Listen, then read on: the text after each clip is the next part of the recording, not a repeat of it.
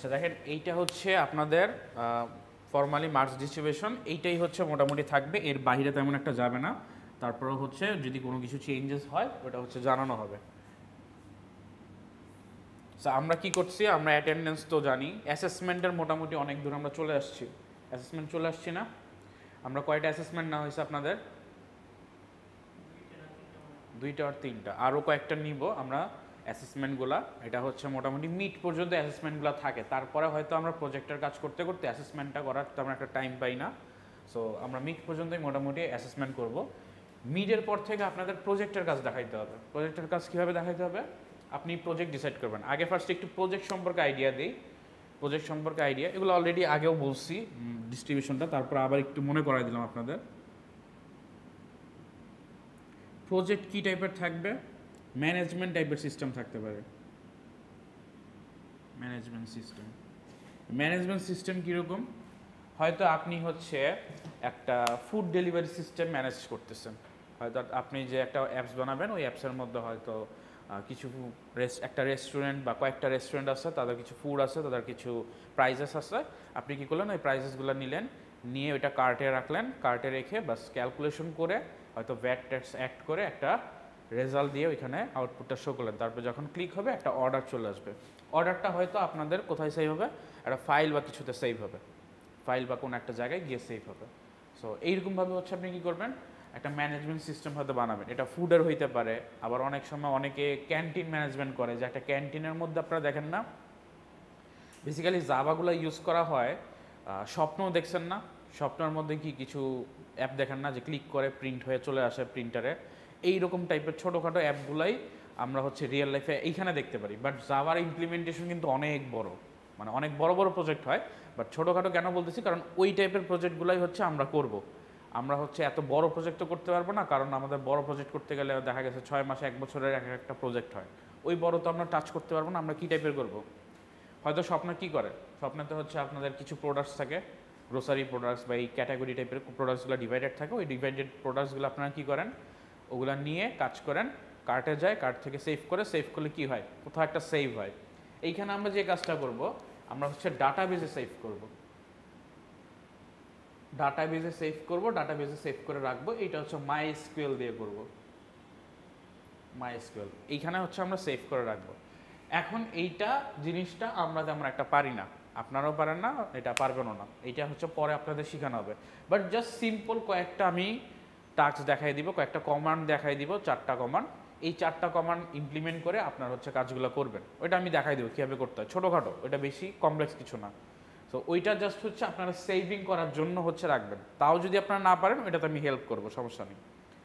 Management সিস্টেমগুলো বলতেছিলাম কী কী? Food management system হতে পারে, যে আপনি রেস্টুরেন্ট ম্যানেজ করতেছেন, রেস্টুরেন্টের ফুডগুলা, যেমন ফুড পান্ডায় কী করে, অনেকগুলো রেস্টুরেন্ট থাকে, ওইখান থেকে আপনি অর্ডার করে কাজ করেন। অনেকে দেয় ক্যান্টিন ম্যানেজমেন্ট, অর্থাৎ ক্যান্টিন অনেক রকমের ফুড আছে, এগুলো হচ্ছে তারা ম্যানেজ করে। লাস্টবার আপনাদের এক সিনিয়র ভাই দিছিল হচ্ছে wedding management, wedding event management এরকম। সো সে কী করতেছে, এখানে ওয়েডিং ইভেন্টের মধ্যে কী কী দরকার পড়ে, কী কী লাগবে, একটা ইউজার এখানে অ্যাকাউন্ট খুলবে, অ্যাকাউন্ট খুলে এগুলো দেখতে পাচ্ছে, সে কী কী চাচ্ছে। সে হয়তো চাচ্ছে আমি আমার ওয়েডিংয়ের মধ্যে একটা ডেকোরেশন রাখবো, ব্যাকগ্রাউন্ড ডেকোরেশন, বা আমি আমার ওয়েডিংয়ের মধ্যে হয়তো হচ্ছে বেলুনস রাখবো, কেক রাখবো, তারপর হয়তো আমি হচ্ছে আমার ওয়েডিংয়ের মধ্যে হচ্ছে কি বলবো, একটা প্রজেক্ট শো রাখবো, যেখানে হচ্ছে আমি হয়তো কিছু পিকচার্স দেখতেছি, এরকম টাইপের। সো এই জিনিসগুলো হচ্ছে সে ম্যানেজ করতেছে, যে ওইখানে কিছু প্রোডাক্টস আছে, কি কি করা লাগবে, কি কি আছে, ওইগুলো হচ্ছে সে করতেছে এরকম। এখন এই জন্য আমাদের কি করা লাগবে, আমাদের একটা ফ্রন্ট এন্ড বানানো লাগবে, যেটা হচ্ছে জাভার আমরা সুইং দিয়ে কাজ করব। জাভা সুইং এইটা দিয়ে ইউজারকে ইউজ করার মতো আমরা কি করব, ফ্রন্ট এন্ড করবো। যেমন কি বাটন থাকবে কিছু, তারপর হয়তো ব্যাকগ্রাউন্ডে কিছু লোগোস টোগোস থাকবে, ওইখান থেকে দেখতে পারবে, তারপর কয়টা সিলেক্ট করবে, এরকম কিছু থাকবে। ওইগুলো আমরা হচ্ছে আস্তে আস্তে দেখবো, আমরা এখন থেকে ওই কাজগুলো শিখবো আস্তে আস্তে, 1 বাই 1 উইকে শিখবো। আর ওই করসপন্ডিং যেগুলো আমরা শিখবো, আপনাদের প্রজেক্টে ওগুলো ইমপ্লিমেন্ট করে দেখাইতে হবে। আমি হয়তো আপনাদের একটা ডেমো প্রজেক্ট দেখাই দিব, ফার্স্ট বাই কীভাবে একটা পেজ খুলতে হয়, পেজে কীভাবে বাটন বসাইতে হয়, মাঝখানে কীভাবে টেক্সট আনতে হয়, কালার কীভাবে চেঞ্জ করতে হয়, তারপরে ব্যাকগ্রাউন্ডে আপনি কীভাবে চেঞ্জেস আনতে পারেন, ওগুলো হয়তো আমি দেখাবো। আপনাদের প্রতি উইকের কাজ হবে কি, এরপর থেকে যখন আমরা হচ্ছে ল্যাব মিট শেষ করব, এরপর থেকে কাজ হবে যে এই যেইগুলো জিনিস আমি দেখাচ্ছি প্রতিদিন, ওগুলো আপনার প্রজেক্ট বেসে ইমপ্লিমেন্ট করা। অর্থাৎ আপনি হয়তো ফুড ম্যানেজমেন্ট সিস্টেম করতেছেন, আমি আপনাকে একটা পেজ খুলে কীভাবে পেজের মধ্যে টেক্সট বাটনগুলো করতে হয় এরকম করতে দেখাই দিলাম। আপনি কি করবেন, আপনি হয়তো আপনার ইউজার অ্যাকাউন্টের একটা পেজ ডিজাইন করে ফেললেন, যেই পেজের মধ্যে হয়তো ফুড অর্ডারিং সিস্টেম আপনি কাজ করতেছেন। টেক্সট বেসগুলো কী হবে, food ordering system, account details, address, ওগুলো থাকবে। আর ব্যাকগ্রাউন্ডে আপনি হয়তো কিছু ইমেজ অ্যাড করে দিতে পারেন, ইমেজও অ্যাড করা যায়, ফন্টও চেঞ্জ করা যায়, অনেক কিছু করা যায়। আচ্ছা, এখন আসি হচ্ছে এই কাজটা হচ্ছে আপনারা করবেন week by week. Wedding event হইতে পারে, তারপরে আপনাদের আরও হইতে পারে ধরেন এইখান থেকে কেউ করতেছে হচ্ছে library management system, library management, আচ্ছা ম্যানেজমেন্ট তো লিখে আছে। লাইব্রেরি ম্যানেজমেন্ট কি, অনেক রকমের বুক থাকতে পারে, অনেক টাইপের বই থাকে, বইগুলো থেকে আপনি সিলেক্ট করে, লাইব্রেরিতে অ্যাকচুয়ালি কী হয়, কারোর জন্য হচ্ছে 1 উইকের জন্য হয়তো এটা কি লেন্ড দেওয়া হয়। লেন্ড মানে কি, তাকে ধার দেওয়া হচ্ছে 1 উইকে, সে এটা পড়বে, পড়ে ব্যাক করবে। সো এই যে সে একটা বই নিচ্ছে, কোন রাইটারে কে নিচ্ছে, যে নিবে, অর্থাৎ ইউজার থাকবে, তার একটা অ্যাকাউন্ট খোলা লাগবে। তার অ্যাকাউন্টের অ্যাগেনস্টে হচ্ছে গিয়ে আপনি কী করবেন, ইউজার ঢুকবে, ঢুকে বিভিন্ন বইগুলো দেখবে, দেখার পরে সে একটা কিছু লেন্ড করবে, অর্থাৎ সে একটা কিছু হচ্ছে বুকিং করবে যে আমি এই বইটা চাচ্ছি। সো বুকিং করলে তার নামে ওই বইটা বুকড হয়ে যাবে। বুক হয়ে যাওয়ার পরে আবার যখন 7 ডেজ পরে তাকে রিমাইন্ডার দেওয়া হবে বা তাকে বলা হবে যে আপনার টাইম শেষ হয়ে গেছে। রিমাইন্ডার না দেওয়া গেলেও আপনি তার ওই পিরিয়ডটা দেখাবেন যে আচ্ছা এই টাইমটাতে আপনাদের বা অ্যাকাউন্টে ঢুকলে সে হয়তো দেখতে পারবে যে আচ্ছা আমার এই বইটা এখন জমা দেওয়ার টাইম চলে আসছে, এরকম। সেই ম্যানেজমেন্টটা আপনি করবেন, এটা হচ্ছে লাইব্রেরি ম্যানেজমেন্ট। আরও কী টাইপের ম্যানেজমেন্ট হতে পারে, স্টুডেন্ট ম্যানেজমেন্ট হইতে পারে। স্টুডেন্টের হয়তো কী টাইপের ম্যানেজমেন্ট হইতে পারে, ওইটা যদিও একটু কমপ্লেক্স।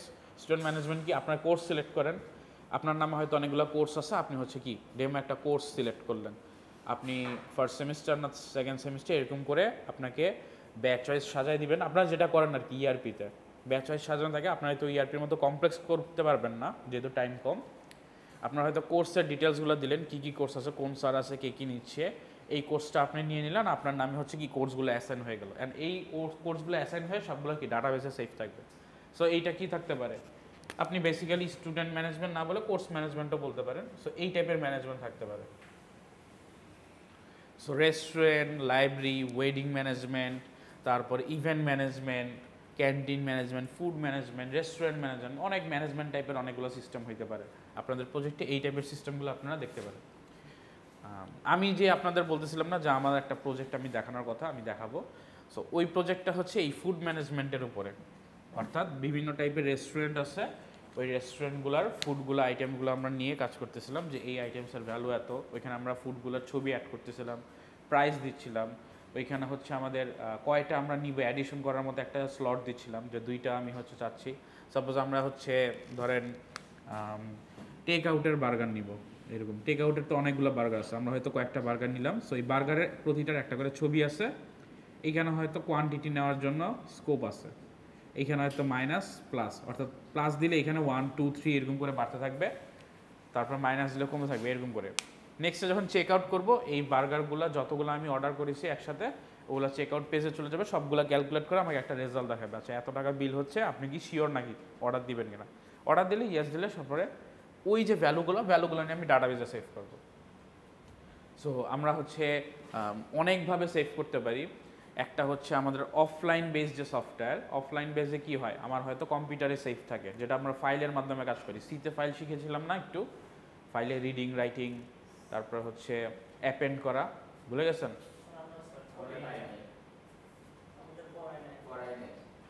আচ্ছা ঠিক আছে, সমস্যা নাই, ফাইল হয়তো যদি ফাইল আমাদের লাগবে না তারপর আমরা দেখা দেবো।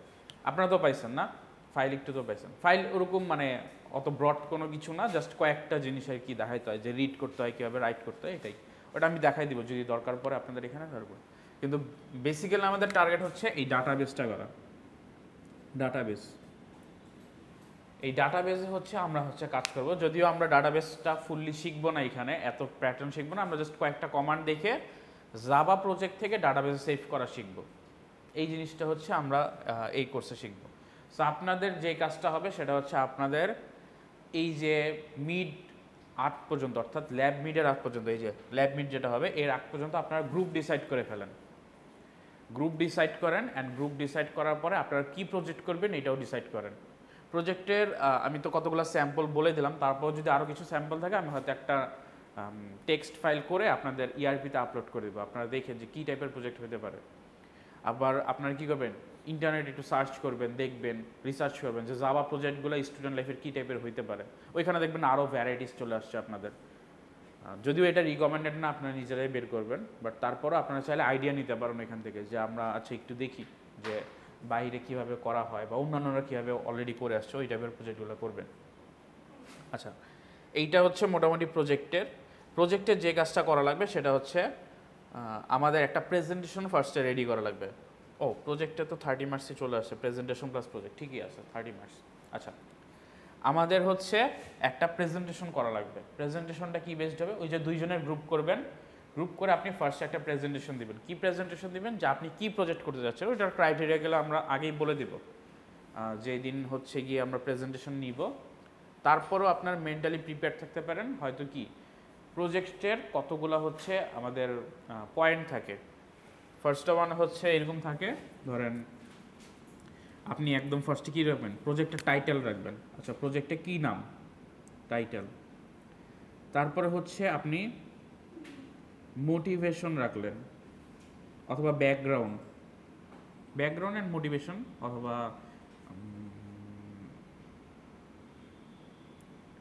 Background and motivation. এইটা হচ্ছে আপনি এই প্রজেক্টটা কেন করতে যাচ্ছেন। দেন হচ্ছে কি আপনি অ্যাকচুয়ালি কি বিল্ড করবেন। প্রবলেম স্টেটমেন্ট হচ্ছে যে আমি এইটা করতে গিয়ে দেখলাম মানুষ এইভাবে অর্ডার দেয়, মানুষ এইভাবে, ধরেন ফুডের ক্ষেত্রে যদি চিন্তা করি, ফুড আইটেমের একটা আপনি নাম দিলেন একটা প্রজেক্টের আপনার। তারপরে কী হলো, ব্যাকগ্রাউন্ড অ্যান্ড মোটিভেশন কি, যে ফুড অর্ডারিংটা হচ্ছে কি ম্যানুয়াল সিস্টেমে ছিল আগে, এখন রেস্টুরেন্টে গিয়ে ম্যানুয়ালি হচ্ছে কি আপনাদের অর্ডার দিতে হতো, এরকম হতো। সো ওইটা স্লাইড প্রেজেন্ট করবেন, আপনি কি বুলেট পয়েন্ট করবেন, আপনি কিন্তু ফুললি লেখাগুলো লিখবেন না, বুলেট পয়েন্ট দিয়ে স্লাইড বানাবেন। যদিও স্লাইডের গাইডেন্স আমি আরেকটু ভালোভাবে দিব পরবর্তীতে। প্রবলেম কি, এইটা করতে গিয়ে আপনাদের কি হয়, অনেক টাইম কনজিউমিং হয়। তারপরে অনেক সময় হচ্ছে দেখা গেছে যে এত টাইম থাকে না যে কেউ রেস্টুরেন্টে যাবে, গিয়ে অর্ডার দিবে, গিয়ে নিয়ে আসবে, এরকম টাইমের থাকে না। তখন এইটাকে আমরা অনলাইনে ম্যানেজমেন্ট করার একটা প্রসেস হচ্ছে আমরা করতেছি। এটা হচ্ছে ব্যাকগ্রাউন্ড মোটিভেশন প্রবলেম। নেক্সটে কি, নেক্সটে হচ্ছে আপনার ফিচার্স দিবেন। ফিচার্স, যে কি কি ফিচার্স রাখবেন। আপনি হয়তো বললেন যে আমি ইউজার অ্যাকাউন্ট করব, তারপরে আমি হয়তো একটা ফুড অর্ডারিং সিস্টেম করব। ইউজার হয়তো লোকেশন বেসড হচ্ছে গিয়ে অর্ডার করতে পারবে, বা ইউজার হচ্ছে রেস্টুরেন্টের ওয়াইজে হচ্ছে গিয়ে অর্ডারটা করতে পারবে। আপনি হয়তো একটা ডাটাবেসে গিয়ে সেভ করতেছেন, তারপর বলবেন যে এইগুলো অনলাইনেই সেভ থাকবে, যে কোনো জায়গা থেকে আপনি অ্যাক্সেস করে এই ভ্যালুগুলো দেখতে পারবেন, যে কয়টা অর্ডার আসছে, কয়টা কী আসছে, এরকম এই টাইপের কথাগুলো আপনারা বললেন যে এরকম ফিচার্স। তারপর কি থাকবে, তারপর হচ্ছে আপনি ফিউচার ওয়ার্ক দিবেন, আর লাস্ট হচ্ছে কনক্লুশন দিবেন। এটা হচ্ছে বেসিক, জাস্ট একটা স্লাইড বানানোর জন্য আপনাদের কী করতে হবে। ফিউচার ওয়ার্ক কি, আপনার প্রজেক্টে কিছু না কিছু গ্যাপ থাকবে, হয়তো কিছু একটা আপনি ইমপ্লিমেন্ট করতে পারেন নাই।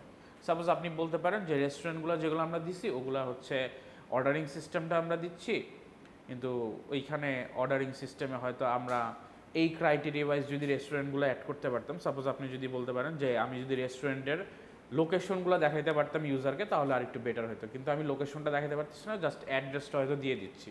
আমি যদি ম্যাপ ইন্টিগ্রেট করে লোকেশনটা একদম লাইভ লোকেশনটা দেখাতে পারতাম, যেমন আমরা হচ্ছে ফুড পান্ডা দেখতে পারি, ফুড পান্ডা দেখতে পারি না আমরা, যে আপনি যদি কোনো ইনফোতে যান তখন কিন্তু সে দেখায় দেয় যে এই রেস্টুরেন্টটা কোথায় আছে, এটা কিন্তু আপনি দেখতে পারেন। তারপরে হয়তো পাঠাওতে দেখা যায় কি না, না পাঠাওতে মনে দেখা যায় না, যাই হোক আপনি লোকেশনগুলো দেখতে পারেন, বা লাইভ ট্র্যাকিং ফুড পান্ডা একটা অর্ডার করলে দেখতে পারেন না যে রেস্টুরেন্ট অর্ডার দিচ্ছে, তারপরে চলে আসতেছে, তারপরে এখন রাইডার নিয়ে আসতেছে, লাইভ ট্র্যাকিং আপনি করতে পারেন। সো এইগুলো আপনার কি ফিউচার ওয়ার্ক হইতে পারে, যে আমি এগুলো ইমপ্লিমেন্ট করতে পারি। কনক্লুশনে কী দিবেন, যে কনক্লুশনে জাস্ট বলবেন যে আমরা এই টাইপের প্রজেক্ট করছি, এই প্রজেক্টগুলোতে এইগুলো ইমপ্লিমেন্ট করার পরে আমরা হচ্ছে একটা ফুড অর্ডারিং ম্যানেজমেন্টটাকে অনলাইন বেসড করার চেষ্টা করছি, এখানে করে আমরা এই জিনিসটা করতেছি। দো আমাদের অনেক কাজ বাকি আছে, আমরা হয়তো নেক্সট পরবর্তীতে আরও এই কাজগুলো নিয়ে আরেকটু করবো। জাস্ট একটা কনক্লুশন করে শেষ করে দিবেন। জাস্ট কনক্লুশনে এরকম আহামরি আপনাদের মানে অনেকগুলো কিছু লিখতে হয় না। কনক্লুশনটা কি, আপনি যেই কাজগুলো করছেন এটা একটা লাস্টে ওই যে ভাব সম্প্রসারণ লেখছেন না, লাস্টে সবগুলার মোরাল বলতে হয়, বা লাস্টে আপনি একটা ছোট করে বলবেন যে এতক্ষণ যা হয়েছে তার আপনার আউটপুটটা কি, এইরকম টাইপের কোনো একটা কিছু আপনি বলবেন, যে এইখান থেকে সহজে মানুষজন হচ্ছে অর্ডার করে আমাদের ভ্যালুগুলো নিতে পারবে বা আমাদের প্রোডাক্টগুলো নিতে পারবে। এটাই হচ্ছে আমাদের লাস্টের কনক্লুশন দিয়ে শেষ করে দেব। সো এই কয়েকটা পয়েন্ট হচ্ছে বেসিক্যালি 6টা পয়েন্ট হচ্ছে আপনাদের স্লাইডে থাকবে। সো মোটামুটি এটা বলেও দিলাম, বলবো না বলেও দিলাম। যাই হোক, তারপরও আমি যখন যেদিন হচ্ছে প্রেজেন্টেশন এডিট দেবো তার আগে আবার একটু রিভাইন্ড করে দেবো, সমস্যা নেই। সো প্রজেক্টের আইডিয়া হচ্ছে কি করবেন, এই যে আমাদের ল্যাব মিট হবে, ল্যাব মিট আমরা সাধারণত এই জুলাই মাসের মাঝখান দিকে নিব। 15 থেকে 18-র মধ্যে যদি আমাদের ক্লাস পড়ে, 15 থেকে 20 এই টাইমটাতে আমরা ল্যাব মিট নিব। ল্যাব মিট কিসের উপরে হবে? ল্যাব মিটটা হবে হচ্ছে আমাদের ওই যে এতক্ষণ পর্যন্ত যা পড়ছি, অর্থাৎ আমরা মিডের আগ পর্যন্ত যা পড়ছি, পলিমরফিজম পর্যন্ত, এই পর্যন্ত। এর মধ্যে কিছু কোশ্চেন ছিল না কনসেপচুয়াল, এই টাইপের কোশ্চেন আসতে পারে, ডিরেক্ট কিছু কোশ্চেন আসতে পারে এইরকম। তবে আপনাদের এত বড় থাকবে না, হয়তো 2টা কোশ্চেন থাকবে ম্যাক্স। সো কনসেপচুয়াল থাকলেও 2টা কোশ্চেন, ম্যাক্স 2টা কোশ্চেন, 2টাতে 10 মার্কস করে 20 মার্কস। আর অবশ্যই ল্যাব মিট কিন্তু খাতায় লিখতে হবে না, আপনাকে ইমপ্লিমেন্ট করতে হবে। সো যারা এখনও দুর্বল আছেন তারা কিন্তু ল্যাবের প্র্যাকটিস শুরু করে দেন, কোডিং প্র্যাকটিসটা শুরু করে দেন, কারণ কোডিং প্র্যাকটিসটা হচ্ছে আমাদের লাগবে। ইন্ডিভিজুয়াল করবেন, কেউ কারোটা দেখতে পারবেন না। সো অবশ্যই হচ্ছে ওইরকমভাবে প্রিপারেশন করে নেবেন, নিজেরটা নিজের করতে হবে। আমরা হয়তো এসপিএলে কি একটা ল্যাব মিট নিয়েছিলাম, না হয়েছিল না এসপিএল ল্যাবে? আচ্ছা, মনে হয় মিড না হলেও আমরা জাস্ট অ্যাসেসমেন্টগুলো তো দিচ্ছেন, অ্যাসেসমেন্টগুলো কীভাবে দেওয়া হয়, নিজেরটা নিজে করতে হয় না একা একা, এরকম টাইপের। সো অ্যাসেসমেন্টে যেই টাইপের কোশ্চেনগুলো দেওয়া আছে, এখন পর্যন্ত অ্যাসেসমেন্ট করছেন আপনারা জাভা এই ল্যাবে? 2টা হয়েছে, আচ্ছা। 2টা হলে বাকি যে অ্যাসেসমেন্টগুলো যেরকম, আমরা হয়তো আর অ্যাসেসমেন্ট হয়তো একটা নেওয়ার টাইম পাবো, নেক্সট উইকে হয়তো একটা নিব করে। ল্যাব মিডের আগে হচ্ছে যেগুলো করানো হয়েছে ওগুলোর উপরে হচ্ছে আপনাদের কোশ্চেন থাকবে কি কনসেপচুয়াল, ওই যে অ্যাসাইনমেন্টে দেওয়া হয়েছে না যে আপনাকে এই কিছু ডিটেলস দেওয়া আছে ইনফরমেশন, ওইখান থেকে আপনাকে কোড জেনারেট করে ওটা রান করতে হইতেছে। হ্যাঁ, আপনাদের ওই যেই প্রবলেমগুলো ছিল অ্যাসেসমেন্ট, ওইটা আজকে হয়তো দেখাই দিব যে কীভাবে সলভ করতে হবে 1 বাই 1। সো লাইনগুলো দেখাই দিব। সো এই অ্যাসাইনমেন্টের এই প্রবলেমগুলো হচ্ছে আপনারা একটু দেখবেন, ওই টাইপের কনসেপচুয়াল কোশ্চেন কিছু আসবে। আর এমন থাকবে না যে আপনি পারবেন না, অবশ্যই আপনারা পারবেন। সো ভালোভাবে প্রিপারেশন নেন। কিন্তু যেই প্রবলেমটা হয়, অনেকেই হচ্ছে ফাইলে ইরর করে ফেলেন, ফাইলের বিল্ড করতে গিয়ে রান হচ্ছে না, এরকম প্রবলেম ফেস করেন। সো আপনারা একটু ঠান্ডা মাথায় করবেন, আর ফাইলসগুলোর কোনো প্রবলেম আছে কিনা এগুলো একটু প্র্যাকটিস করবেন। সো ল্যাব মিট হচ্ছে আমাদের এরকম থাকবে, যেটা হচ্ছে আমি হয়তো 2 উইকস পরে নিব, অর্থাৎ নেক্সট উইক, এর পরের উইক কত আসে দেখেন তো। আজকে যদি 2 তারিখ হয়, নেক্সট উইক হচ্ছে 9 আর হচ্ছে 16, 16তে মনে হয় আমাদের আছে। সো ধরে নেন ল্যাব মিটটা 16 তারিখেই হবে, যদি কোনো প্রবলেম না হয় 16 তারিখে। তারপর আমি হচ্ছে ফাইনাল একটা ডেট আপনাদের বলে দিব, নোটিশ দিয়ে দিব এর মধ্যে। আর যদি নোটিশ না দেয় আমাকে একটু মনে করেন, অবশ্যই হচ্ছে আমাকে নেক্সট উইকের মধ্যে হচ্ছে নোটিশ দিয়ে দিব। সো ল্যাব মিটটা হবে, প্রেজেন্টেশনটা হচ্ছে এর পরে। সো এর মাঝখানে আপনাদের কাজ হবে কি, গ্রুপ ফর্ম করা, 2 জন করে গ্রুপ ফর্ম করবেন, 2 জনের বেশি না। সো জাভা যেহেতু আপনারা 2 জন করে একটা গ্রুপ মেট করবেন, এর মধ্যে হচ্ছে কি প্রজেক্ট করবেন ওইটা ডিসাইড করতে থাকেন এই 2 উইকসের মধ্যে। প্রেজেন্টেশন আমাদের 2টা হবে, একটা হচ্ছে আপনাদের ক্লাসেও নেওয়া হবে, প্লাস ওইটা যদি সব কিছু ঠিকঠাক থাকে ওইটাই আপনারা রেকর্ডিং করে ভিডিও আপলোড করবেন। সো 2টাই হচ্ছে আপনাদের প্রেজেন্টেশন থাকবে। হ্যাঁ, 2টাতে মিলে হচ্ছে আপনি 10 পাবেন। সো এইটাতে হচ্ছে 10 মার্কস থাকবে প্রেজেন্টেশনে। আর প্রজেক্টে আমরা হচ্ছে লাস্টে, প্রজেক্টের মধ্যে 2টা জিনিস থাকবে, ইমপ্লিমেন্টেশন প্লাস আপনাকে ভাইবাও কিছু জিজ্ঞেস করা হবে। ভাইবা থাকবে হচ্ছে 5, ইমপ্লিমেন্টেশনে হয়তো 15, এই টোটাল মিলে হচ্ছে 20 মার্কস। সো এখানে আপনি প্রজেক্টটা করছেন কিনা এটা তো দেখাই হবে, প্লাস আপনি নিজে করছেন কিনা সেটাও হচ্ছে যাচাই করা হবে। সো প্রজেক্ট করলেন 2 জন, একজন করে নিয়ে আসছে আর বাকি আরেকজনের খবর নাই, এটা হবে না।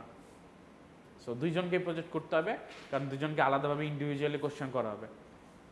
যেমন আগেরবার যদি একটু বলি কীভাবে কোশ্চেন, সো আপনাকে জিজ্ঞেস করেছে আপনি কোন পার্টটা করছেন, সে হয়তো বলছে আমি এই পার্টটুকু করছি, এই পার্ট থেকে আপনাকে কোশ্চেন করা হবে যে আপনি আসলেই করছেন কিনা।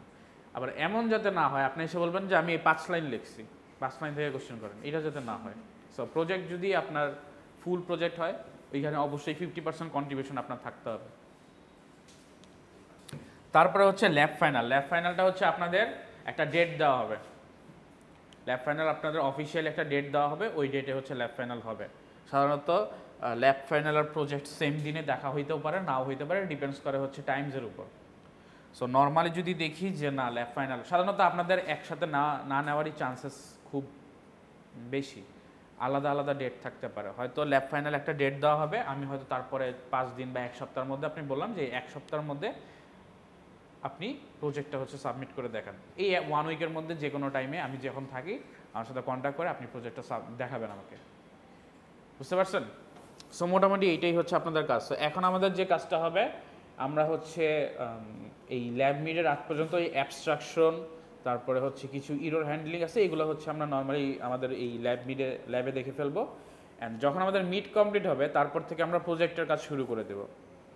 সো এভরি উইকে আমরা যাব, প্রজেক্ট করব, প্রজেক্টে কিছু আপনাদের কাজ দেখানো হবে, ওইটাই হচ্ছে আপনারা কি করবেন পরের উইকে আপনাদের প্রজেক্ট বেসে ওইটা ইমপ্লিমেন্ট করে নিয়ে আসবেন। সো প্রজেক্ট বেসে কিন্তু এমন করতে হবে আপনাদের এভরি উইকে কাজ করতে হবে। আপনারা কিন্তু আবার মনে করেন না যে আমি প্রজেক্ট হচ্ছে একদম লাস্টে ফাইনাল শেষ করার পরে 1 সপ্তাহ টাইম থাকবে, 1 সপ্তাহ টাইমে উড়াধুরা প্রজেক্ট করে দেখাই ফেলবো, এরকম কিছু মনে করেন না। প্রজেক্ট কিন্তু আপনাদের এভরি উইকেই হচ্ছে আপডেট দেখা হবে। কার কোনো কোশ্চেন আছে এই পর্যন্ত? আচ্ছা, যদি কোশ্চেন না থাকে তাহলে মোটামুটি আমাদের আইডিয়া চলে আসছে যে আমরা কীভাবে এই ল্যাবটা শেষ করব। সো আমাদের কোন পার্টটুকু শেষ, অ্যাসেসমেন্টের আমরা লাস্টের দিকে চলে আসি, 2টা হয়েছে, আমি হয়তো আর একটা নিব, নেক্সট উইকে একটা নিব। এইটার দিলে আপনাদের জন্য সুবিধা কি হবে যে আপনারা ল্যাব মিডের একটা আইডিয়া পেয়ে যাবেন, ল্যাব মিডে কীভাবে কোশ্চেন আসে এটার একটা আইডিয়া পেয়ে যাবেন। সো ওইটা নিব, ওই 3টা থেকে হয়তো আমি 2টা কাউন্ট করব, বা যদি আরেকটা নেওয়ার সুযোগ থাকে পরবর্তীতে 4টা থেকে হয়তো 2টা কাউন্ট করব।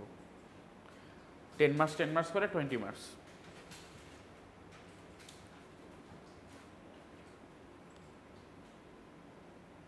কারো কোনো কোশ্চেন আছে? আচ্ছা, যদি কোশ্চেন না থাকে তাহলে আজকে আমরা হচ্ছে এই অ্যাসাইনমেন্টের যে প্রবলেমগুলো ওগুলো আমরা একটু দেখি যে ওগুলো আসলে সলভ করবো কীভাবে। সো কনসেপচুয়াল আমি ফার্স্টে থেকেই যেটা বলতেছিলাম, কনসেপচুয়াল আপনাদের কি করতে হবে, প্র্যাকটিস করতে হবে, অ্যান্ড লাইন বাই লাইন আপনারা রিডিং পড়ে তারপরে হচ্ছে ইমপ্লিমেন্টেশন করা শুরু করবেন। সো সবাই পুরা কোশ্চেন পড়ে তারপরে হচ্ছে গিয়ে বসবেন, এই কাজটা করবেন না। সেটা কি করবেন, একবার আপনি পুরো কোশ্চেনটা রিডিং পড়বেন, রিডিং পরে আপনি একটা আইডিয়া নেবেন, আচ্ছা কোশ্চেনে হয়তো এই কাজগুলো করতে বলা হয়েছে। তারপর আপনি কি করবেন, ওই কোশ্চেনগুলো 1 বাই 1 লাইন ওয়াইজ লাইন কাজ করবেন। কিছু লাইনে দেখবেন আবার মিসম্যাচ হয়ে যাবে, হয়তো আপনাকে ফার্স্টে একটা ক্লাস ক্রিয়েট করে কিছু করতে বলা হয়েছে, তারপরের লাইনে হয়তো আবার কিছু মেথডস করা হয়েছে বা ইনহেরিটেন্স করা হয়েছে, তো এইরকম থাকতে পারে। বাট আপনি অবশ্যই ফার্স্টে কোশ্চেনটা পড়ে দেন লাইন বাই লাইন পড়ে একটু আইডিয়া নেবেন, তাহলে বুঝতে পারবেন। আচ্ছা, আমরা একটু দেখি এখন অ্যাসাইনমেন্টটা। আচ্ছা, ফার্স্টে যে কাজটা বলা হয়েছে আমরা কি করব, আগে কনসেপচুয়াল কোশ্চেনে আগে পুরোটা কোশ্চেন একবার পড়বো, তারপরে হচ্ছে লাইন বাই লাইন পড়বো আর কাজ করব। সবাই একটু খেয়াল করেন, ফার্স্টে কি বলা আছে, define a class called fraction. So একটা ক্লাস আমাকে ডিফাইন করতে হবে যেটার নাম হচ্ছে ফ্র্যাকশন। লাস্টে দেখতেছেন,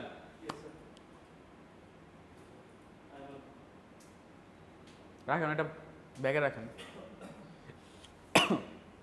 define a class call fraction, fraction নামে আমাদের একটা ক্লাস ডিফাইন করতে হবে। The class is use to represent a ratio of two integer, ইন্টিজারের রেশিও হচ্ছে সে দেখায়। Create two constructor, set, get and display function. So আমাদের কি করতে হবে, একটা কনস্ট্রাক্টর ক্রিয়েট করতে হবে, সেট করতে হবে, গেট করতে হবে, অ্যান্ড ডিসপ্লে ফাংশন হচ্ছে আমাদের করতে হবে। Include an additional method equals that takes an input another fraction and returns true if the true fraction are identical and false if they are not. Identical বুঝেন, unique মানে দুইটার সাথে দুইটার কোনো মিল নাই, এরকম টাইপের।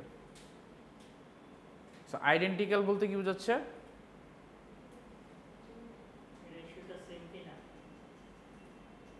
কোন রেশিওর কথা বলতেছেন?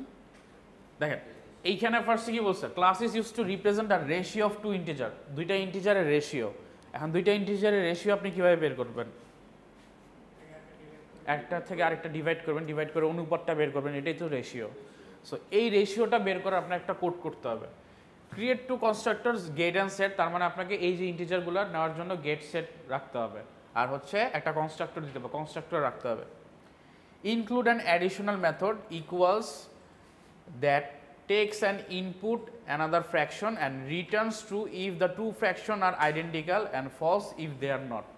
তার মানে এখন বলতেছে যে আপনাকে আরেকটা হচ্ছে ফ্র্যাকশন ভ্যালু নিতে হবে একটা মেথডে, নিয়ে ওই ফ্র্যাকশন ভ্যালুটার সাথে ইকুয়ালস দেখতে হবে, চেক করতে হবে যে দুইটার যে মেথডের যে ভ্যালুটা আছে অর্থাৎ রেশিও যে ভ্যালুটা আপনি অলরেডি দুইটা ইন্টিজার থেকে পাইলেন আর আরেকটা ফ্র্যাকশন ভ্যালু যে ইন্টিজার ফ্র্যাকশন ভ্যালু যে ইনপুট নিলেন এই দুইটার ইকুয়াল আছে কিনা। যদি ইকুয়ালস থাকে আপনি কি করবেন, আইডেন্টিক্যাল, তখন আপনি বলবেন ওকে ট্রু,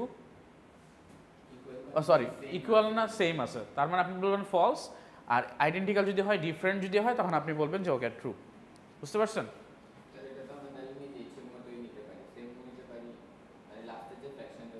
হ্যাঁ, লাস্টের ফ্র্যাকশনটা হচ্ছে আপনি ইনপুট দিবেন, ইনপুট দিয়ে যদি সেম হয় তাহলে হচ্ছে সে বলবে ওকে ফলস, আর যদি ইনপুট দিয়ে ডিফারেন্ট হয় তাহলে এটা ইউজার ইনপুট দিবে, আপনি তো নিচ্ছেন না।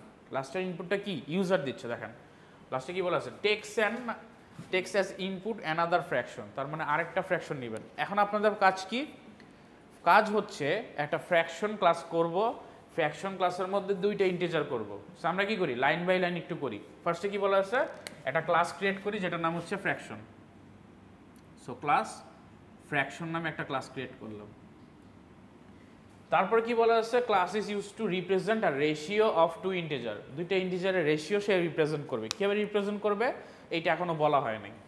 রিপ্রেজেন্ট করবে এই ডিসপ্লে ফাংশনের মাধ্যমে, যেটা হচ্ছে পরের লাইনে বলা আছে। অর্থাৎ রেশিও করে আমি ইউজার থেকে যখন হচ্ছে কি ইনপুট নিব, রেশিও করে ওইটা হচ্ছে আমাকে দেখাবে।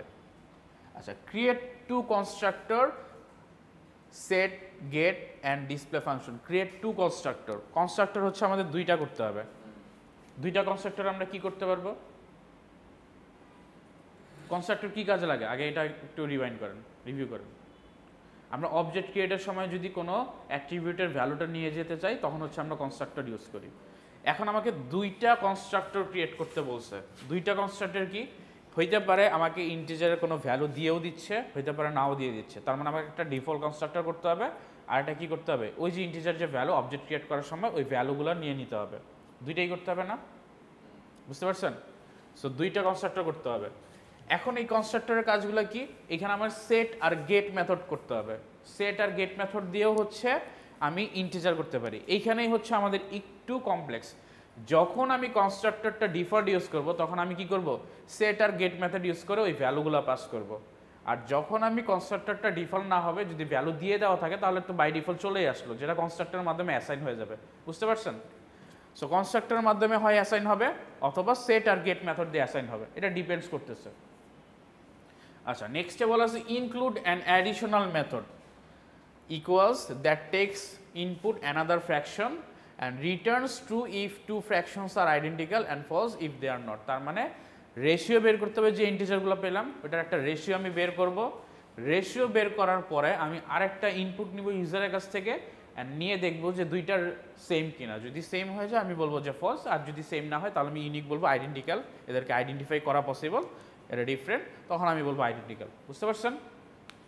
সো এখন ফ্র্যাকশন করে ফেললাম, এখন আমাদের একটা কনস্ট্রাক্টর করা লাগবে। কনস্ট্রাক্টরটা কি, ফার্স্টে হবে ডিফল্ট।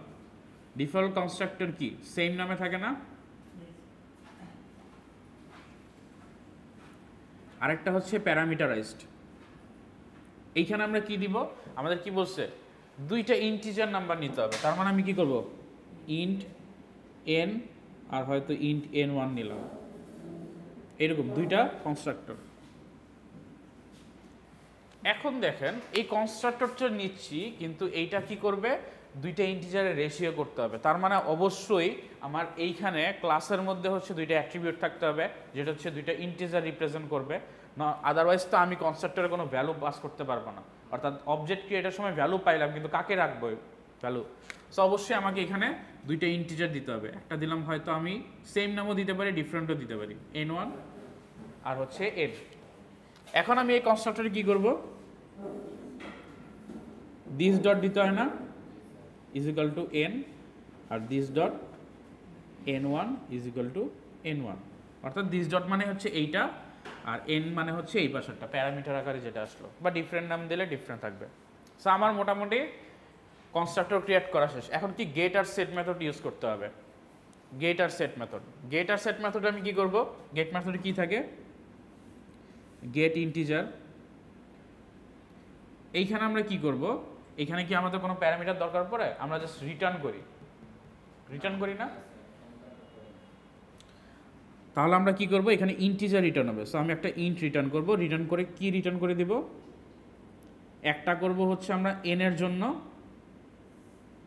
আবার আরেকটা করতে হবে কি n1 এর জন্য। ইন্টিজার n লিখি, integer n1।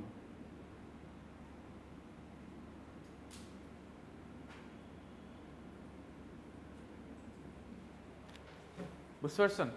So get method করলাম n এর জন্য আর n1 এর জন্য, দুইটার জন্য দুইটা গেট মেথড। কারণ কি, রিটার্ন তো আমি একসাথে দুইটা করতে পারবো না, আমাকে সিঙ্গেল করতে হবে। সো প্রতিটার জন্য আলাদা আলাদা রিটার্ন। নেক্সটে কি করবো, সেট মেথড। সেট মেথডে কি, রিটার্ন টাইপটা ভয়েড থাকবে, আর এখানে কি হবে, সেট ইন্টিজার n। এইখানে আমি কি করব, একটা ইন্টিজার হয়তো ভ্যালু নিলাম, এই ভ্যালুটা আমি সেট করব। কোথায় সেট করব, কোন ভ্যালুতে সেট করব, অ্যাট্রিবিউটে সেট করব। তার মানে এইগুলার ভ্যালুতে সেট করব, যে অ্যাট্রিবিউটগুলো থাকে। সেট মেথড কি করে, ক্লাসের মধ্যে যে অ্যাট্রিবিউট থাকে ওইটাতেই তো ভ্যালু সেট করে। সো আমি এখানে হয়তো করলাম কি, এই this dot N A N pass করে দিলাম। আবার আরেকটা কি করলাম, ভয়েড সেট ইন্টিজার n1। এইখানেও আরেকটা হচ্ছে ইন্টিজার নিলাম, এটা হয়তো n1 নাম দিলাম। এইখানে কি করলাম, this dot n1 is equal two n। Actually আমি কনস্ট্রাক্টরের কাজটাই করলাম। একটা করলাম কি গেটার মেথড আর সেটার মেথড দিয়ে, আরেকটা কি ডিরেক্ট কনস্ট্রাক্টরের মধ্যে বসাই দিলাম, সেম কাজটাই করলাম। হ্যাঁ, n1। সো এই কাজটাই করলাম বেসিক্যালি, দুইটা কাজই করলাম। একটা কি, একটা হয়তো প্রাইভেট হিডেন অবস্থায় থাকে, আর একটা হচ্ছে ডিরেক্ট আমি দিয়ে দিচ্ছি। সো এইটাই। সো যদি ইউজার আমাকে হচ্ছে এরকম ভ্যালু দিয়ে দেয় যেটাতে অবজেক্ট ক্রিয়েট করতেছে ডিফল্ট, তারপরে হয়তো সে আমাকে দুইটা ভ্যালু দিতে পারে। ভ্যালু দিয়ে হচ্ছে আমাকে কি করতে পারে, হয়তো এই কনস্ট্রাক্টর ইউজ না করে সে গেটার আর সেটার মেথড ইউজ করে হয়তো ভ্যালুগুলো অ্যাসাইন করতে পারে। এইটা এটা হচ্ছে ডিফল্ট কনস্ট্রাক্টর, আমাকে বলছে দুইটা কনস্ট্রাক্টর ইউজ করতে। এখন দুইটা কনস্ট্রাক্টর, আমি একটাতে তো ভ্যালু অ্যাসাইন করি কনস্ট্রাক্টরে, আরেকটার কি কোনো কাজ আছে, আরেকটার কি আমার দরকার আছে কোনো জায়গায়, দরকার নেই। তার মানে দুইটা বলছে, তার মানে আমি একটা ডিফল্ট দিয়ে দিতে পারি। ডিফল্ট দিলেও যে, না দিলেও দিই। এখন আমি বলি যে ডিফল্টের কাজটা কি। এখন দেখেন এই জিনিসটা আমাদের কোশ্চেন দেখে বুঝতে হবে যে এখানে আমাকে কি করতে বলা হইতে পারে। যখন ইউজার আমাকে একটা অবজেক্ট ক্রিয়েট করবে, সাপোজ আমাদের অবজেক্টের নাম কি, ফ্র্যাকশন দিয়ে হয়তো ওবিজে দিবে, এরকম ধরন দিল, নিয়ে নিউ ফ্র্যাকশন। এখন আমাকে বুঝতে হবে যে আমি এই যে গেটার মেথড সেটার মেথড করতেছি, কনস্ট্রাক্টর করতেছি, এগুলো কেন করতেছি। ইউজার যখন আমাকে ভ্যালু দিবে তখন তো আমার কনস্ট্রাক্টরের কাজ হয়ে যাবে সেকেন্ড টাইম। এখন ইউজার আমাকে ভ্যালু নাও দিতে পারে এখানে অবজেক্ট ক্রিয়েট করার সময়, তখন আমাকে কি ডিফল্ট কনস্ট্রাক্টর রাখতে হবে। কারণ আমরা কি জানি, প্যারামিটারাইজ একবার ডিক্লেয়ার করলে ডিফল্টটা তখন আমাদের ডিক্লেয়ার করতে হয়, আদারওয়াইজ ডিফল্ট কিন্তু কাজ করে না। এখন ডিফল্ট কেন দিবে, কারণ ডিফল্ট দিবে এই গেট মেথড আর সেট মেথড ইউজ করার জন্য। ডিফল্ট দিয়ে সে কনস্ট্রাক্টরের কাজ করে ফেললো, অর্থাৎ অবজেক্ট ক্রিয়েট করলো। তারপরে হয়তো সে কি কল করলো, OBJ dot set integer N, এটা হয়তো সে পাঠাই দিল হচ্ছে 10, সে হয়তো এই মেথডটা কল দিল। এই মেথডের কাজ কি, এই যে অ্যাট্রিবিউট এখানে হচ্ছে সেট করা হচ্ছে কি এন, এখানে যাবে যে ভ্যালুটা আসবে ওইটা এন এর মধ্যে সেট করে দিবে, এটাই না। অর্থাৎ কনস্ট্রাক্টরের কাজই কিন্তু সে করতেছে, গেটার মেথড আর সেটার মেথড। কিন্তু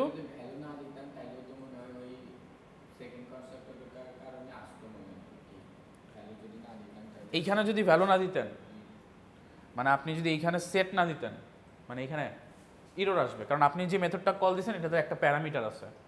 সো এইখানে কোনো প্যারামিটার আপনি দেন নাই, সো এটা একটা ইরর আসবে।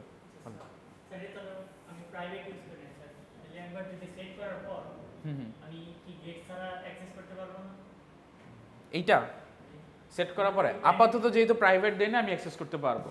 কিন্তু যদি আমি প্রাইভেট দিয়ে দিতাম, সাপোজ এইটা যদি প্রাইভেট ইন্ট এন আর n1 দিতাম তাহলে হয়তো। এখন যখন আমরা প্রাইভেট দেই না, তখন বাই ডিফল্ট কি থাকে, ডিফল্ট থাকে। ডিফল্ট মানে কি, প্রোটেক্টেডের মতো কাজ করে, অর্থাৎ সেম প্যাকেজে আমি হচ্ছে কি করতে পারবো, অ্যাক্সেস করতে পারবো। অর্থাৎ সেম প্যাকেজে যদি আমাকে কেউ অ্যাক্সেস করতে চায় এই ভ্যালুগুলো সে করতে পারবে, কিন্তু ডিফারেন্ট প্যাকেজ হয়ে গেলে সে আর পারবে না।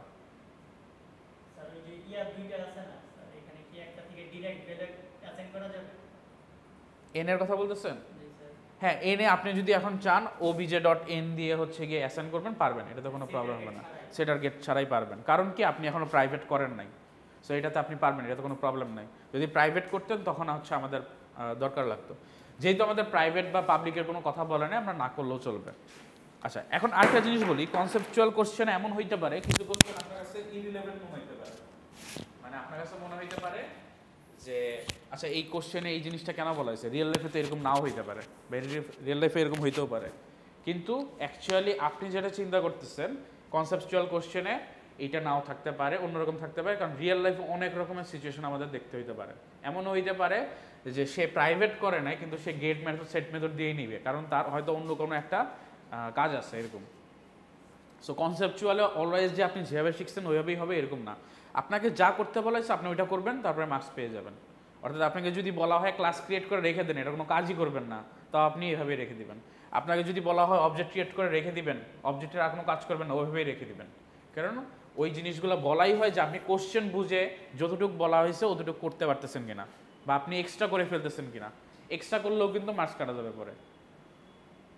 সো এক্সট্রাও করা যাবে না, যা করতে বলা হবে তাই করতে হবে। ওকে, গেট সেট করা শেষ, এখন হচ্ছে display function. So display function actually কি করবে, এইখানে বলা হয়েছে কি class is use to represent a ratio of two integer, তার মানে ক্লাস দুইটা ইন্টিজারের রেশিও দেখাবে। এখন ডিসপ্লে ফাংশন আপনি কি দেখাবেন, দুইটা ইন্টিজার যেটা পাইছেন ওই ইন্টিজারের রেশিও করে রেশিওটা হচ্ছে আপনি দেখাবেন, এটাই হচ্ছে বেসিক্যালি ডিসপ্লে ফাংশন। আচ্ছা রেশিও দেখাবেন কীভাবে, লাস্ট আরেকটা কিন্তু বলা আছে যে that text as input another fraction and returns if true if the two fractions are identical and false if they are not। তার মানে ডিসপ্লে ফাংশন আপনি কি করতেছেন, ফ্র্যাকশন ভ্যালুটা দেখাচ্ছেন। আর ইকুয়ালস নামে যে মেথডটা আছে, এখানে কি ফাংশন বলছে, হ্যাঁ ডিসপ্লে ফাংশন। আর ইকুয়ালস নামে যে মেথডটা আছে, ইকুয়ালস মেথডের মধ্যে আপনি কি করবেন, ওই যে যেটা হচ্ছে আপনি ডিসপ্লে ফাংশনে পাচ্ছেন ওই ভ্যালুটা আপনি কি করবেন, সে হচ্ছে কম্পেয়ার করবে কার সাথে, দুইটা ইন্টিজারের রেশিওর সাথে, আরেকটা যেটা ইউজার দিল ওইটার কম্পেয়ার করবে। কম্পেয়ার করার পরে যদি দেখে যে দুইটা ডিফারেন্ট তাহলে বলবে আইডেন্টিক্যাল, আর যদি সেম হয় তাহলে হচ্ছে নট আইডেন্টিক্যাল এরকম। তার মানে এখন আমাদের যে কাজটা করা লাগবে ডিসপ্লে ফাংশনটা বানানো লাগবে। চলেন আমরা একটু ডিসপ্লে ফাংশনটা বানাই।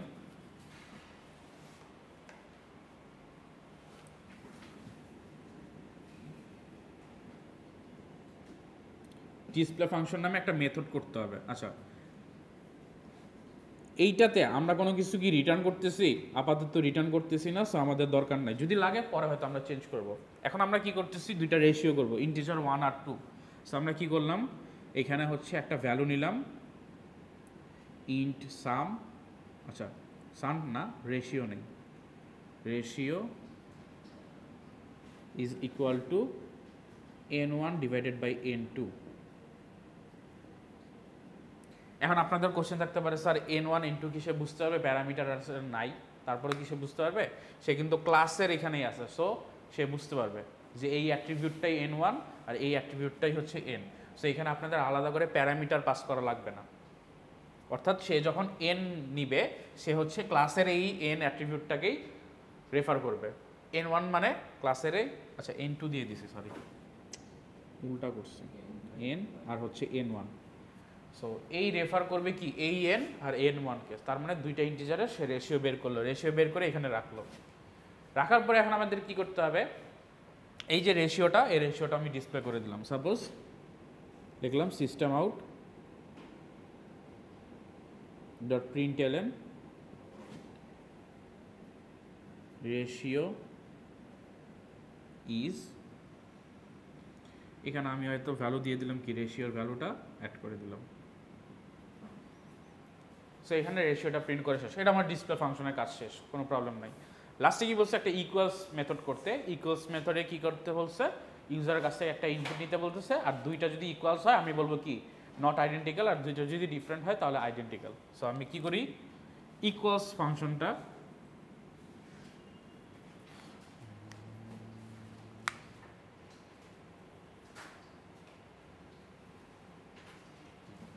আমি কি করব, ইকুয়ালস যে মেথড ওইটা করি, এইটার মধ্যে কি যাবে প্যারামিটার আকারে, ওই যে ইউজার যে হচ্ছে গিয়ে আমাদের ভ্যালুটা দিবে ওইটা। এখন আমি যদি মেইন মেথড থেকে ইউজার ইনপুট নেই তাহলে আমাকে ভ্যালুটা এখানে প্যারামিটার আকারে পাঠাইতে হবে। আর যদি এইখান থেকে ইউজার ইনপুট নেই তাহলে হচ্ছে আমাকে আর প্যারামিটার আকারে পাঠাইতে হবে না। তখন কি করতে হবে, এইখানে আমাকে গিয়ে স্ক্যানার ক্লাসটা ক্রিয়েট করতে হবে, করে একটা ভ্যারিয়েবল নিতে হবে, তারপরে ইউজারের ইনপুট নেওয়ার জন্য ওয়েট করতে হবে। সো আমরা কি করতে পারি, scanner SC is equal to new scanner system dot in, এইটা হচ্ছে নিয়ে নিলাম। নেক্সটে যে কাজটা করব, এইখানে ইন্ট, সাপোজ আমি হচ্ছে গিয়ে সরি ইন্ট না, এটা তো ফ্র্যাকশন ভ্যালু নিতে হবে। সো ফ্লোট fn ধরে নিলাম, fn is equal two next dot float.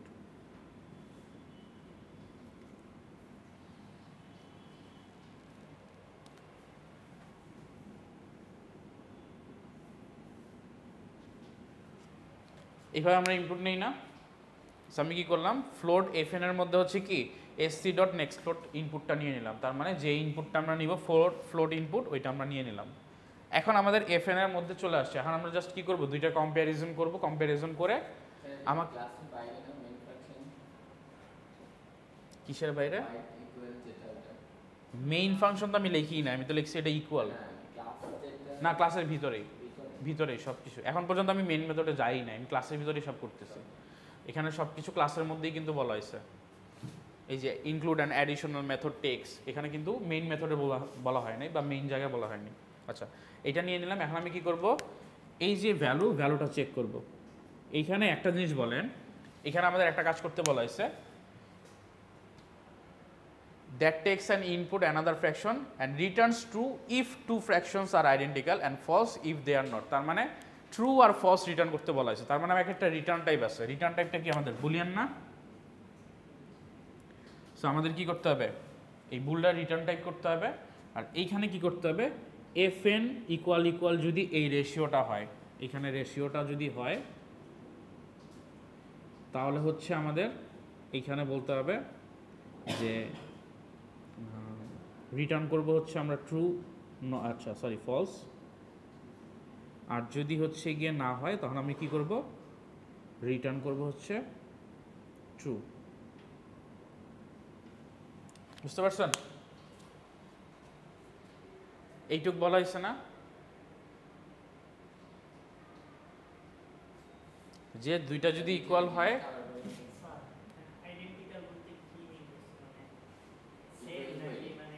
Identical বলতে তাকে আইডেন্টিফাই করা যায়। এখন আইডেন্টিফাই করা যায় কিভাবে, যদি দুইটা ডিফারেন্ট হয়।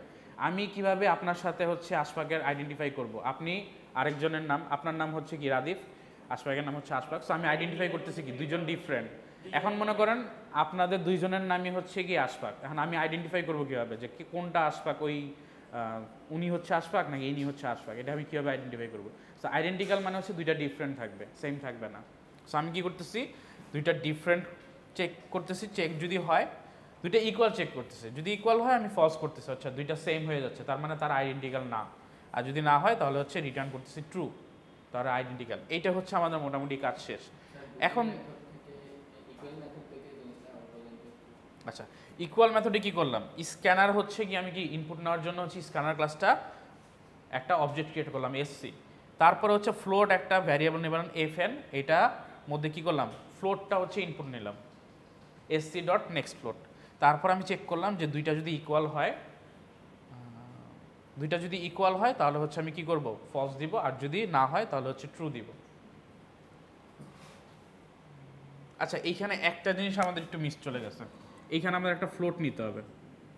দেখেন ফ্র্যাকশন ভ্যালু বলছে না, সো আমাদের কিন্তু এটা ইন্টিজার নিলে হবে না, এটা ফ্লোট নিতে হবে। সো দুইটাই ফ্লোট থাকতে হবে। ফ্লোট দিয়ে আমরা ইকুয়াল চেক করব। আচ্ছা, এইখানে একটা প্রবলেম আছে, বলেন তো কেউ আইডেন্টিফাই করতে পারতেছেন কি প্রবলেম হবে?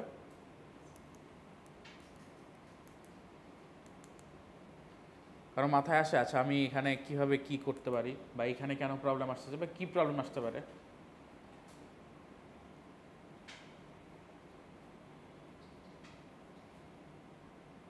এখানে দেখেন, এই যে ডিসপ্লে মেথডটা করলাম, এখানে আমরা রেশিওটা করছি না, এই রেশিওটা আমি ডিক্লেয়ার করলাম এখানে।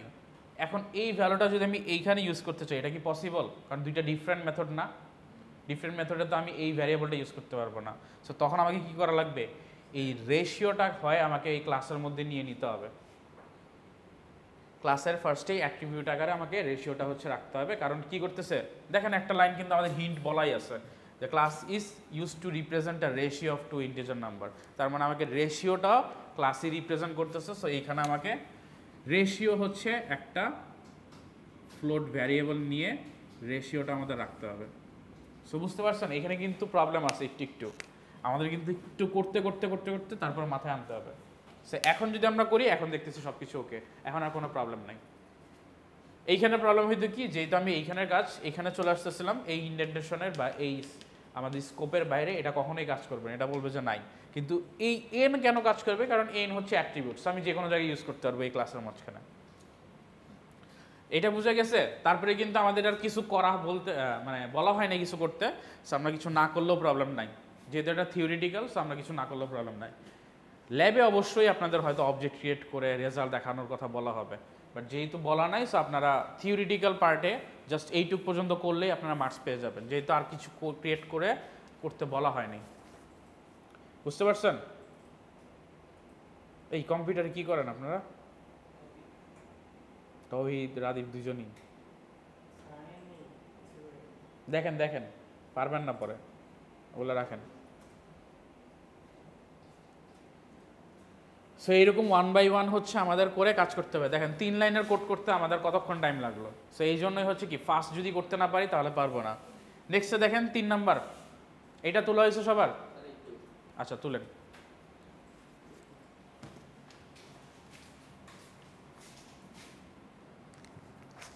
3 নম্বর কোশ্চেনে কি বলছে দেখেন, write a program that has variables to store data like car model, car name, car price and car owner. তার মানে 4টা ভ্যারিয়েবল, মানে আমার 4টা অ্যাট্রিবিউট থাকবে একটা ক্লাসের মধ্যে।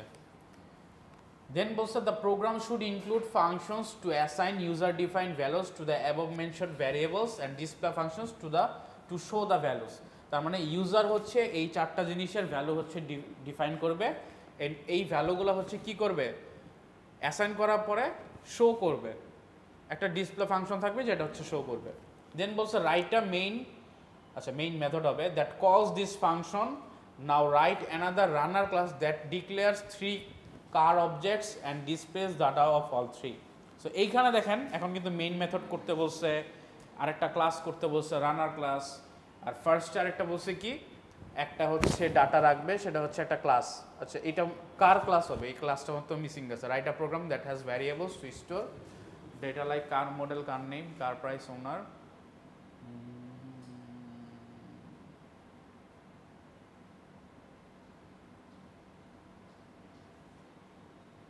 হ্যাঁ এটাই। সো একটা ক্লাস করতে হবে, যে ক্লাসটার নাম থাকবে হচ্ছে কার, এটার মধ্যে অ্যাট্রিবিউটস থাকবে কি, car data, model, name, price and car owner. এইখানে কার ক্লাস লেখাটা মনে একটু মিসিং গেছে, একটা ক্লাস থাকতে হবে, কারণ নয়তো আমি ভ্যারিয়েবল কোথায় রাখবো। নেক্সটে যেটা বলা হয়েছে যে এখানে আপনাকে ফাংশন রাখতে হবে, সে কি করবে, ইউজার ডিফাইন্ড ভ্যালুগুলো নিবে, নিয়ে হচ্ছে অ্যাসাইন করবে, অ্যাসাইন করার পরে ওগুলো হচ্ছে ডিসপ্লে করবে। তো বলছে the program should include function to assign user defined values to the above mentioned variable and a display function to show the values। তার মানে আপনাকে এইখানে এমন হচ্ছে ফাংশনস ক্রিয়েট করতে হবে যেটা হচ্ছে কি, ইউজার থেকে হচ্ছে এই ভ্যালুগুলো নেয় আর এইগুলো অ্যাসাইন করে, অ্যান্ড দেন আরেকটা ফাংশন করতে বলা হয়েছে যেটা হচ্ছে ভ্যালুগুলো শো করে। আর লাস্টে হচ্ছে গিয়ে এই ফাংশনগুলো আমরা মেইন মেথডে কল করব। মেইন মেথডে কল করি কী হবে, অবজেক্ট ক্রিয়েট করবো, তারপর কল দেবো। আর আরেকটা ক্লাস করতে বলা হয়েছে রানার ক্লাস, যে ক্লাসে হচ্ছে এই 3টা অবজেক্ট আমি ক্রিয়েট করব, ক্রিয়েট করে ভ্যালুগুলো ডিসপ্লে করব। তার মানে 3টা ক্লাসের কাজ আছে আমাকে, 3টা না সরি 2টা ক্লাসের কাজ আছে। আচ্ছা দেখেন এইটা ফার্স্ট ওয়ান আসি, মোটামুটি কনসেপ্ট বুঝে গেছি কীভাবে আগাইতে হবে। এখন হচ্ছে লাইন বাই লাইন পড়ে পড়ে আমরা হচ্ছে আগাই।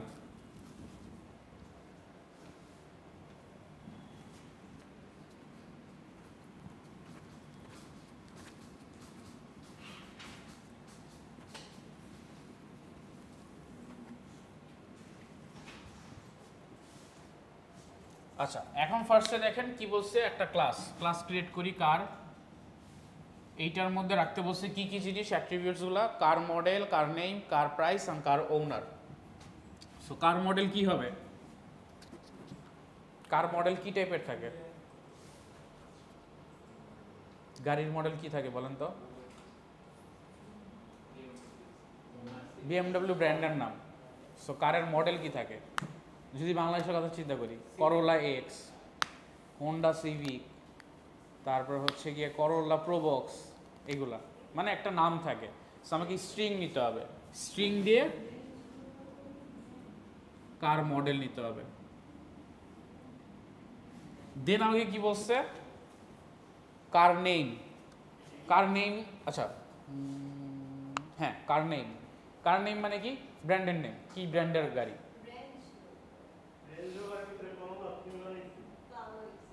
সো এটাও কি করতে হবে, একটা স্ট্রিং এ নিতে হবে। সো আমরা কি নেই, কার নেমটা হচ্ছে স্ট্রিং এ নিব। আচ্ছা নেক্সটে বলা হচ্ছে গিয়ে car price and car owner. Price value থাকবে, ফ্র্যাকশন ভ্যালু কি সাধারণত হয়, হইতেও পারে নাও হইতে পারে। সো আমি নিতে পারি হয়তো ডাবলে নিলাম, ডাবলে নিলাম কি কার প্রাইস, আর লাস্টে কি নিব ওনার। ওনারের কি নেম থাকবে, যে হয়তো আশফাকের নামে আছে, রাজীবের নামে আছে, আলীর নামে আছে, রেঞ্জ রোভার হয়তো আয়মানের নামে আছে। সো এটাও হচ্ছে কি স্ট্রিং। সো মোটামুটি ভ্যারিয়েবলস আমাদের নেওয়া শেষ। এখন নেক্সটে কি বলা আছে, the program should include function to assign user defined values to the above mention variable. তার মানে হচ্ছে এইটাকে আমাকে একটা ফাংশন ক্রিয়েট করতে হবে, অর্থাৎ মেথড ক্রিয়েট করতে হবে যেটা কি ইউজার ডিফাইন্ড ভ্যালু হচ্ছে না। আচ্ছা একটা জিনিস কিন্তু আমরা করতে হবে সবার আগে, এখানে ইউজার ডিফাইন নিতে গেলে এটা কিন্তু কেউ মিস করেন না। হ্যাঁ সো এই স্ক্যানার এটা কিন্তু আগে ইম্পোর্ট করে নিতে হবে, Java dot util dot scanner. এইটা করার পরে দেখেন আমাকে একটা মেথড করতে হবে। সাপোজ যে কোনো একটা নাম দিই, মেথডের নাম দিই আমরা ভয়েড অ্যাসাইন ভ্যালু দিই, অ্যাসাইন ভ্যালু। এই অ্যাসাইন ভ্যালুতে আমাদের কি করতে হবে, স্ক্যানার ক্লাসের একটা অবজেক্ট ক্রিয়েট করতে হবে, এসসি দিলাম নিউ,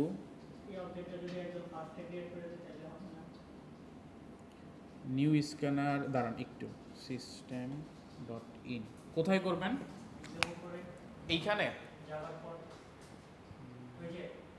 এইখানে। আচ্ছা এইখানে করলে সাধারণত ক্লাসের বাইরে চলে যায়। ক্লাসের বাইরে কি আমরা কোড লিখতে পারি জাভাতে, আমরা কি ক্লাসের বাইরে কোড লিখতে পারি? অবশ্যই জাভার কোড কিন্তু ক্লাসের মধ্যে থাকবে। সো এটা কিন্তু তখন প্রবলেম চলে আসবে, সো আমরা বাইরে লিখতে পারবো না। আচ্ছা এখন আসি হচ্ছে ইন দিলাম। আচ্ছা নেক্সটে কী করতে হবে, আমি ভ্যালুগুলো নিব, এই চারটা ভ্যালু নিব। সো আমাদের কী কী করতে হবে, car model is equal two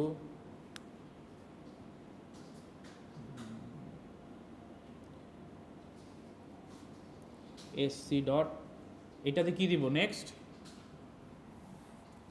string নেওয়ার জন্য কী করি, নেক্সট কী করি, নেক্সট লাইন। তারপরে হচ্ছে কার নেম, কার নেমও হচ্ছে same, SC dot next line. তারপর হচ্ছে car price, SC dot next double.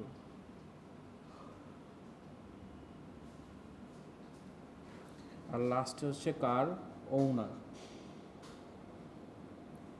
SC dot next line. সেখানে কি করলাম আমরা হচ্ছে এই ভ্যালুগুলো হচ্ছে ইউজার ইনপুট নিয়ে নিলাম। আমাকে জাস্ট এটাই বলছে যে একটা ফাংশনস করেন, এই ফাংশনস করে এই ভ্যালুগুলো নিয়ে নেন। সো আমার ফাংশনস করা শেষ, ভ্যালুগুলো নেওয়া শেষ।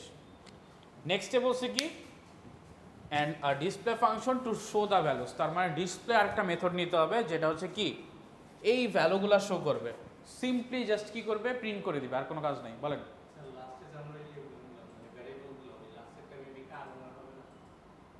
ও আচ্ছা এইটা, হ্যাঁ কার ওনার। সো আমরা কি করব, সিম্পলি জাস্ট হচ্ছে প্রিন্ট করে দিব। সো আমরা হচ্ছে মেথডটা লিখি void display। এইখানে আমরা কি করব, আমাদের কি কোনো আউটপুট দরকার আছে, প্যারামিটার দরকার আছে? দরকার নাই, কারণ আমরা কি ক্লাসের মধ্যেই হচ্ছে মেথডটা ক্রিয়েট করতেছি। সো আমরা কি করব, জাস্ট সিস্টেম আউট ডট প্রিন্টএলএন লিখব, বাকিটা লিখে নেন। এখানে আমরা কি দিব,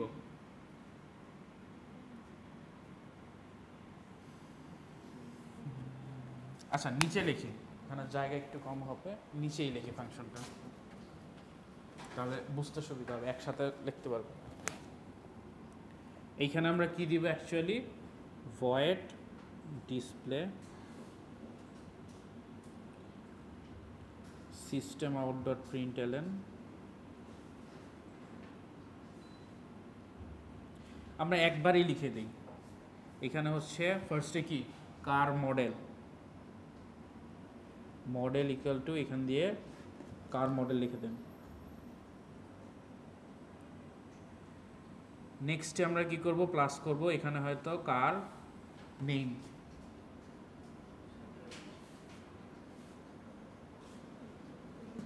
প্লাস হচ্ছে কার নেম, প্লাস হচ্ছে কার প্রাইস,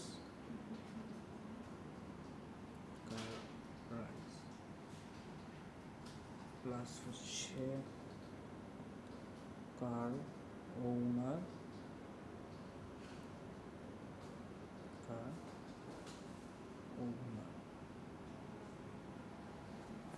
সো এখানে কি করলাম, জাস্ট ভ্যালুগুলো যেগুলো এগুলো জাস্ট প্রিন্ট করে দিলাম ডিসপ্লে মেথডের মাধ্যমে, আর কোনো কাজ নাই। সো এখন নেক্সটে কি বলা হচ্ছে, write a main method that calls this functions, now write another runner class that declares 3 car objects and displays data of 3। তার মানে এই ক্লাসের আন্ডার একটা মেইন মেথড করতে হবে, যেটা কি করবে, এই যে মেথডসগুলো আছে এগুলোকে কল দিবে। সো আমি কি করি, পাবলিক স্ট্যাটিক ভয়েড মেইন লিখি,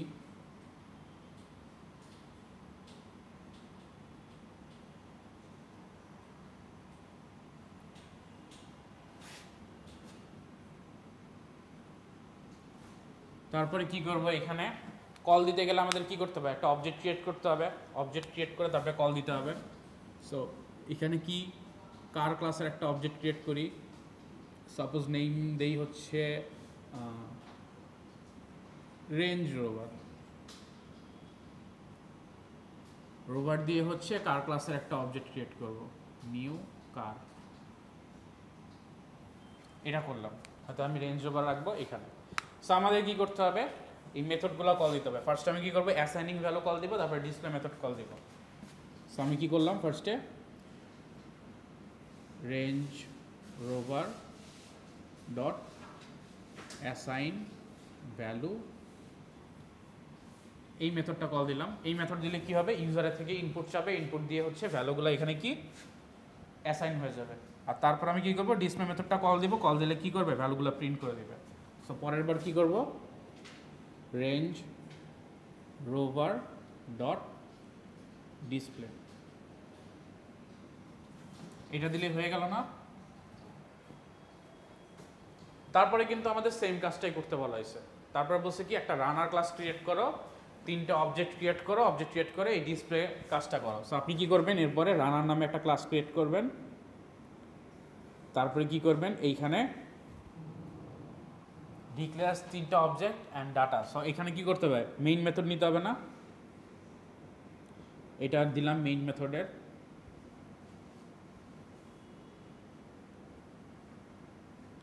এইখানে আপনাদের কি করতে হবে, এই সেম কাজটাই হচ্ছে 3বার করতে হবে 3টা অবজেক্টের জন্য।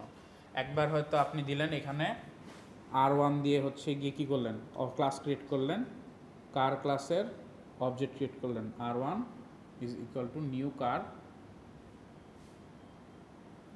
তারপরে কি করলেন, R1 ডট অ্যাসাইন ভ্যালু,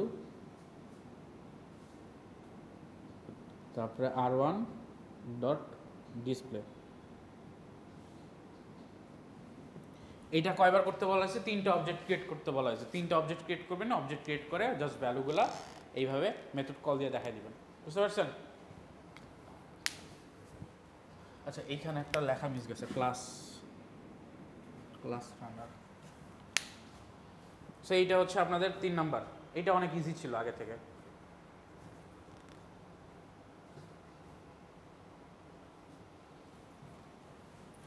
আচ্ছা নেক্সটে যেটা বলা হয়েছে সেটা হচ্ছে আমাদের 4 নাম্বার। 4 নাম্বারটাতে আমরা একটু চলে যাই, দেখি। ক্রিয়েট এমপ্লয়ি ক্লাস, এটা লেখা হয়েছে, একটু লিখে ফেলবেন।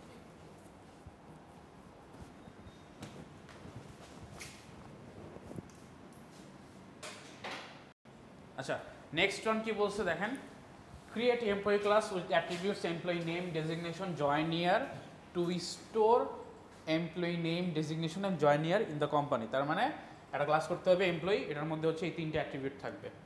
নেক্সটে বলছে besides attributes employee class has a calculate job life method that calculates and returns the job life of an employee in this company. তার মানে এটার বাহিরেও সে কী করে, একটা মেথড আছে, সেটা কি করে, জব লাইফ হচ্ছে গিয়ে রিটার্ন করে, ক্যালকুলেট করে। জব লাইফ কীভাবে রিটার্ন করতে পারে, আপনি যে জয়েন ইয়ার করতেছেন ওইটা থেকে আজকের ইয়ার বাদ দিলে, অর্থাৎ 2024 বাদ দিলে যত বছর হয় তত বছরই তো আপনি আসলে জব লাইফ।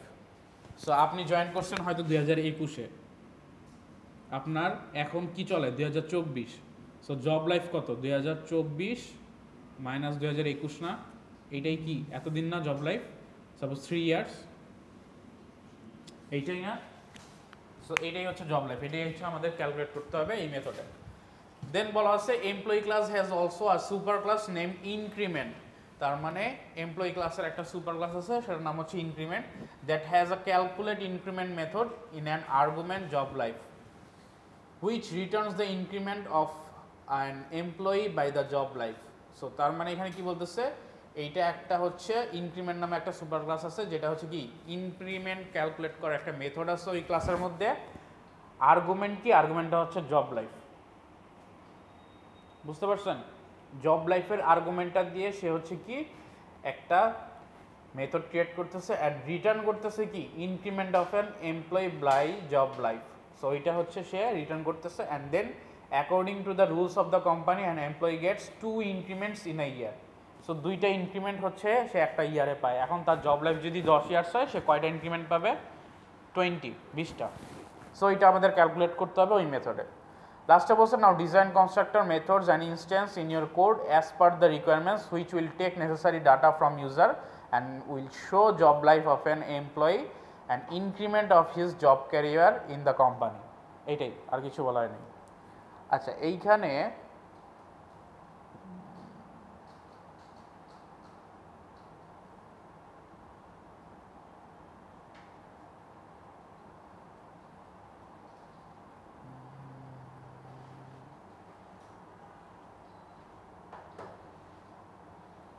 আমার মনে হচ্ছে এখানে সুপার ক্লাস নয় সাব ক্লাস হবে, এই লেখাটা একটু দেখতে হবে, এটা সাব ক্লাস হওয়ার কথা। কারণ কি এমপ্লয়ি ক্লাস থেকে আমি কি করতেছি, জব লাইফটা ক্যালকুলেট করতেছি, ক্যালকুলেট করে সাব ক্লাসে গিয়ে আমি ইনক্রিমেন্টটা ক্যালকুলেট করতেছি। সো সুপার ক্লাসেরটা আমরা সাব ক্লাসে ইউজ করতে পারি, কিন্তু সাব ক্লাসেরটা কি সুপার ক্লাসে ইউজ করতে পারি না। সো এটা একটু সাব ক্লাস হবে, এটা একটু ঠিক করে নিন।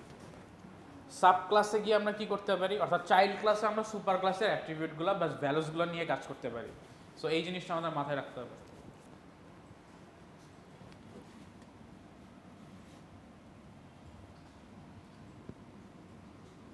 সো চলেন আমরা আবার এইটা লেখা শুরু করে দিই। এটা একটু ফাস্ট করবো, একটু ফাস্ট করবেন।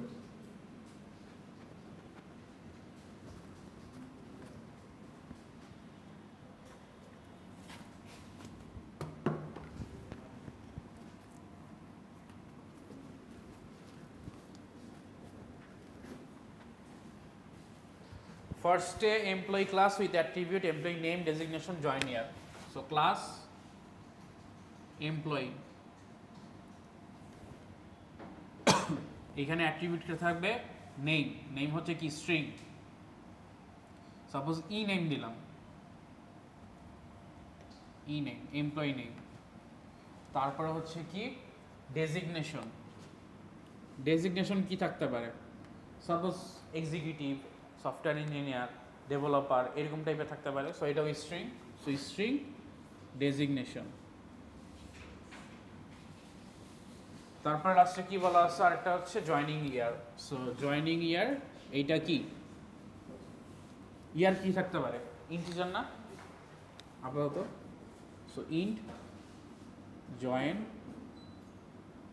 ইয়ার, এটা হচ্ছে ইন্টে।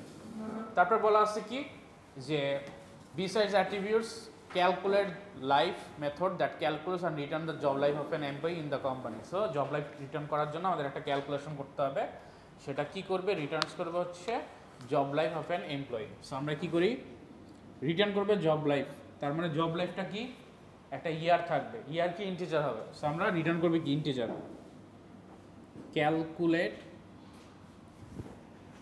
Job life. এইখানে আমরা কি ক্যালকুলেট করব, আজকের যে ইয়ার। সো এখানে রিটার্ন করব কি, জাস্ট সিম্পল এক লাইনে রিটার্ন করে দিতে পারি 2024 মাইনাস হচ্ছে জয়েন ইয়ার। এটা কি বুঝতে পারছেন, জাস্ট এক লাইনে রিটার্ন করে দিলাম যে 2024 মাইনাস হচ্ছে জয়েন ইয়ার।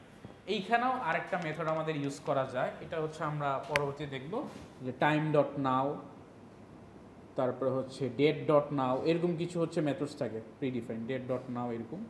সো ওইটা আমাদের দেখে আস্তে আস্তে করতে হবে, ওইখানে কিছু থাকে দরকার, এত কমপ্লেক্স করার দরকার নেই। আমরা এই ইমপ্লিমেন্টেশনগুলো আমরা দেখতে পারবো, জাভাতে এগুলো থাকে যে এখন কত টাইম আছে এটা আপনি বের করতে পারেন, এত কত ডেট আছে ওইটা হচ্ছে বের করতে পারবেন। রিয়েল টাইম যখন কাজ করি তখন কি দেখেন না, ক্লক সবসময় রেডি থাকে। মনে করেন আপনি একটা সফটওয়্যার ইউজ করলেন, এখনই হচ্ছে কি একটা প্রিন্ট করলেন, সো এখানে দেখায় না এতটা বাজে প্রিন্ট হয়েছে, এই টাইমগুলো কিন্তু তারা এই যে নাও দিয়ে বের করে, মাও মেথড দিয়ে।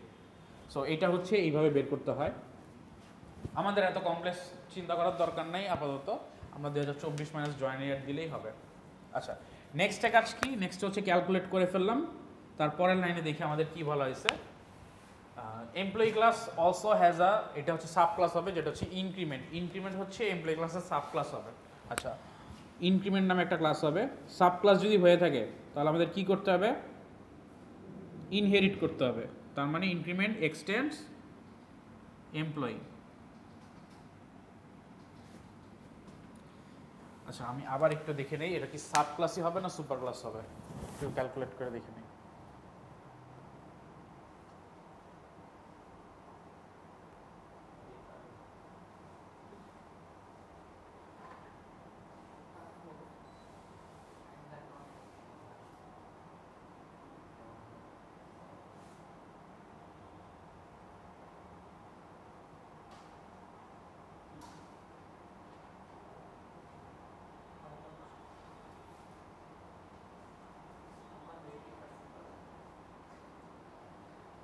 হ্যাঁ ঠিকই আছে, সাব ক্লাস হবে, কারণ আমি এই যে জব লাইফ যে ক্যালকুলেট করতেছি এই ভ্যালুটা হচ্ছে আমি এখানে কাজ করব।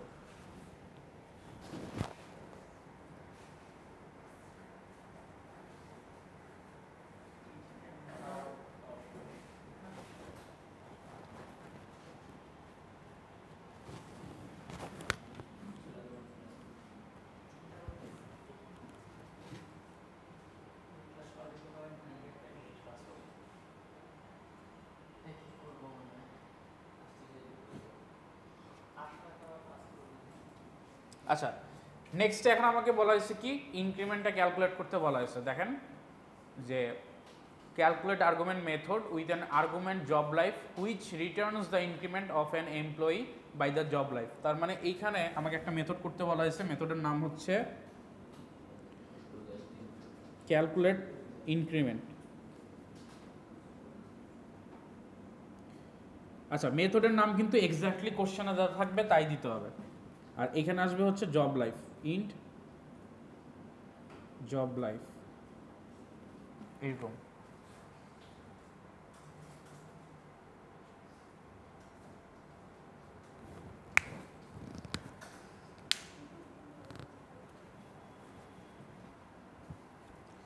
তারপর বলছে কি, which returns the increment of an employee by the job life. So job লাইফে যেটা থাকবে ওইটার সাথে আমি কি করব, 2 গুণ দিব। এইখানে রিটার্ন করবে হচ্ছে ইন্ট এইটা হচ্ছে কি আমরা ইনক্রিমেন্ট যদি নেই, ইন্ট ইজ ইকাল টু কি 2 ইন্টু জব লাইফ, এইটা গুণ করব, আর এইটা হচ্ছে আমরা রিটার্ন করব। সো রিটার্ন করব কি ইনক্রিমেন্ট আইএনসি, ইনক্রিমেন্ট রিটার্ন করব। হ্যাঁ টু কেন বললাম, কারণ এখানে বলে দিচ্ছে যে কোম্পানি রুলস হচ্ছে according to the rules the company an employee gets 2 increments in a year. একটা ইয়ারে 2টা ইনক্রিমেন্ট পায়, সো 3 বছর হলে 3 দুগুণা 6 পাবে এরকম। সো যত বছর তার জব লাইফ তত বছর দিয়ে 2 গুণ দিব, এটাই। আচ্ছা, তারপর বলছে now design constructor method instance in your code as per the requirements which will take the necessary data from user and will show the job life of an employee and increment of his job life in the company. তার মানে এখানে আমাকে কি করতে হবে, এখন আবার কি এই কনস্ট্রাক্টর ডিজাইন করতে হবে। সো কনস্ট্রাক্টর ডিজাইন করে আমাকে কি করতে হবে, ইউজারের কাছ থেকে ভ্যালু নিতে হবে, তার নেম কত, তারপরে হচ্ছে গিয়ে তার ডেজিগনেশন কি, জয়েন ইয়ার কত, অ্যান্ড তারপরে হচ্ছে আমাকে মেথডগুলো কল দিয়ে হচ্ছে জব লাইফটা শো করতে হবে, অ্যান্ড তারপরে হচ্ছে এই ক্যারিয়ারটা হচ্ছে গিয়ে কত বছর হচ্ছে গিয়ে মানে কয়টা ইনক্রিমেন্ট পাবে এটাও হচ্ছে শো করতে হবে। সো এখন আমরা কি করব, কনস্ট্রাক্টরটা ডিজাইন করি। সো কনস্ট্রাক্টরটা কি এই অ্যাট্রিবিউটের পরেই হবে, বুঝতে পারছেন? সো অ্যাট্রিবিউটের পরেই হবে। সো আমি কনস্ট্রাক্টর লিখলাম এমপ্লয়ি।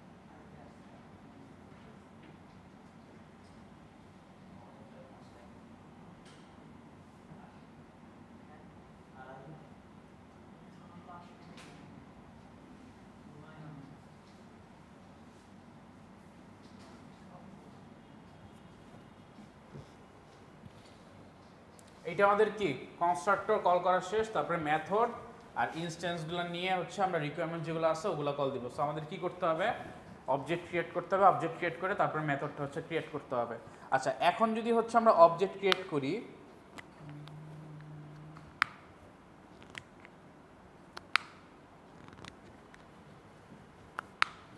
অবজেক্ট ক্রিয়েট করব কোন ক্লাসের, এমপ্লয়ি ক্লাসের। এমপ্লয়ি ক্লাসের অবজেক্ট ক্রিয়েট করে তারপরে হচ্ছে আমরা কল দিব। আচ্ছা, আমার কাছে মনে হইতেছে কোশ্চেন ঠিকই আছে, মাথার উপর দিয়ে যেতেছে। আচ্ছা দেখেন, এই পর্যন্ত বুঝতে পারছেন কিভাবে কাজ হইতেছে, বুঝতেছেন না? এমপ্লয়ি ক্লাসের অ্যাট্রিবিউটের কথা বলা হয়েছে ফার্স্ট লাইনে, অ্যাট্রিবিউটগুলো লিখলাম, তারপর বলছে অ্যাট্রিবিউটের বাদেও ক্যালকুলেট জব লাইফ নামে একটা হচ্ছে মেথড থাকবে, যেটা হচ্ছে কি রিটার্ন করবে জব লাইফটা।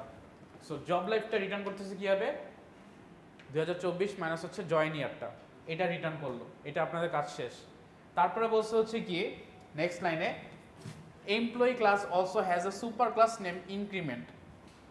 ইনক্রিমেন্ট নামে একটা ক্লাস আছে, তার হচ্ছে সুপার ক্লাস। আচ্ছা, এইখানে আমি হচ্ছে বলতেছিলাম সাব ক্লাস, সাব ক্লাস হলে আবার কনস্ট্রাক্টর মেথডে গিয়ে কল দেওয়া প্রবলেম হয়ে যায়। এটা কি বুঝতে পারতেছেন কেন সাব ক্লাস সুপার ক্লাস হচ্ছে, কি হচ্ছে?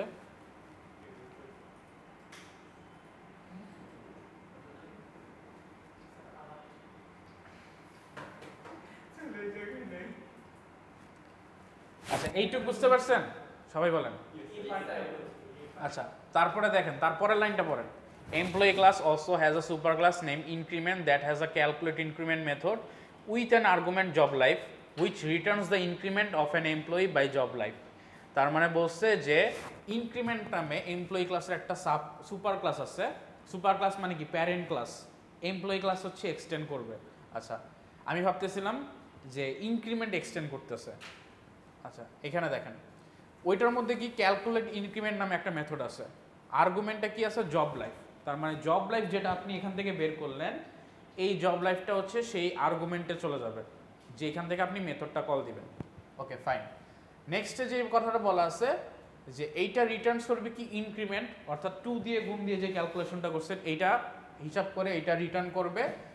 আর আরেকটা বলতেছে যে জব লাইফ তো অলরেডি আপনারা জানেনই, জব লাইফের যে আছে এটা রিটার্ন করতেছে। সো এটার কথা বলা আছে যে জব লাইফটা মাধ্যমে সে হচ্ছে ইনক্রিমেন্টটা রিটার্ন করবে।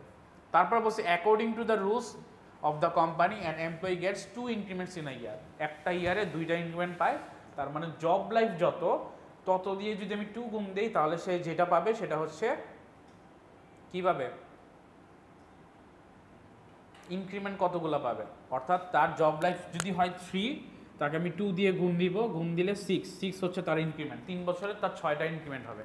এখানে বলছে কতগুলো ইনক্রিমেন্ট হবে এটা বের করতে। তারপরে বলছে অ্যাকর্ডিং টু তারপরে বলছে design constructor methods instance. Constructor কি, এই যে ভ্যালুগুলো যে অ্যাসাইন করতে হবে এটা কনস্ট্রাক্টরের মাধ্যমে করতে হবে না। সো কনস্ট্রাক্টরের মাধ্যমে আমাকে করতে হবে দেখে এই কনস্ট্রাক্টরটা আমি দেন হচ্ছে ক্রিয়েট করে নিলাম, যেটা আমাকে লাস্টে বলা হয়েছে। তারপর হচ্ছে মেথডস তো অলরেডি আমরা করেই ফেলছি সবগুলা। ইনস্ট্যান্স মানে অবজেক্ট ক্রিয়েট করতে বলছে, অবজেক্ট ক্রিয়েট করে রিকোয়ারমেন্টসটা ফুলফিল করে কল করে রেজাল্টটা জাস্ট দেখাইতে বলছে। তা আপনি এখানে কি করবেন, এমপ্লয়ি ক্লাসের অবজেক্ট ক্রিয়েট করবেন।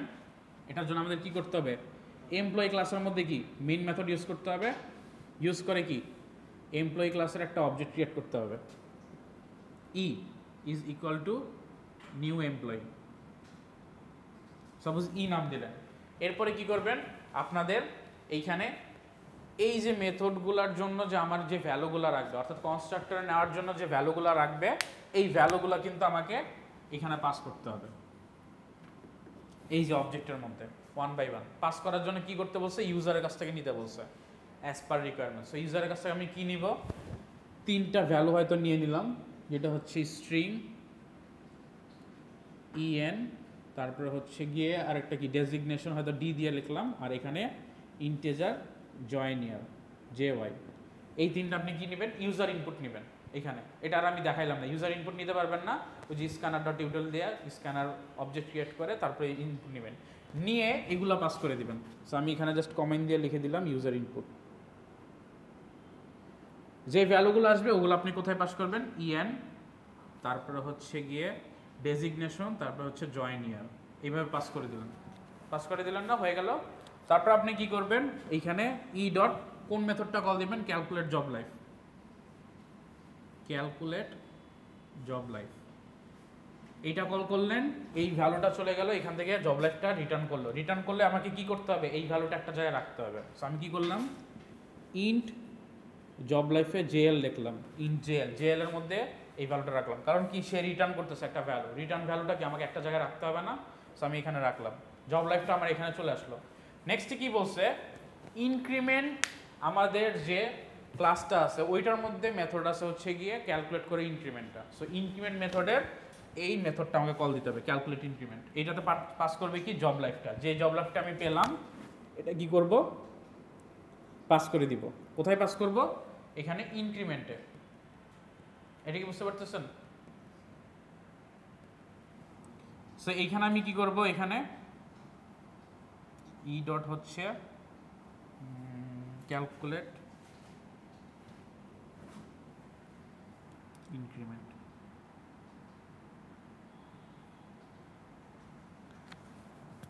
এখানে কল দেব। আর এইখান থেকে আমি কি করব, এইখান থেকে ক্যালকুলেট যখন ইনক্রিমেন্ট করলাম ওইটা হচ্ছে আমাদের কি করতে বলছে, জাস্ট শো করতে বলছে।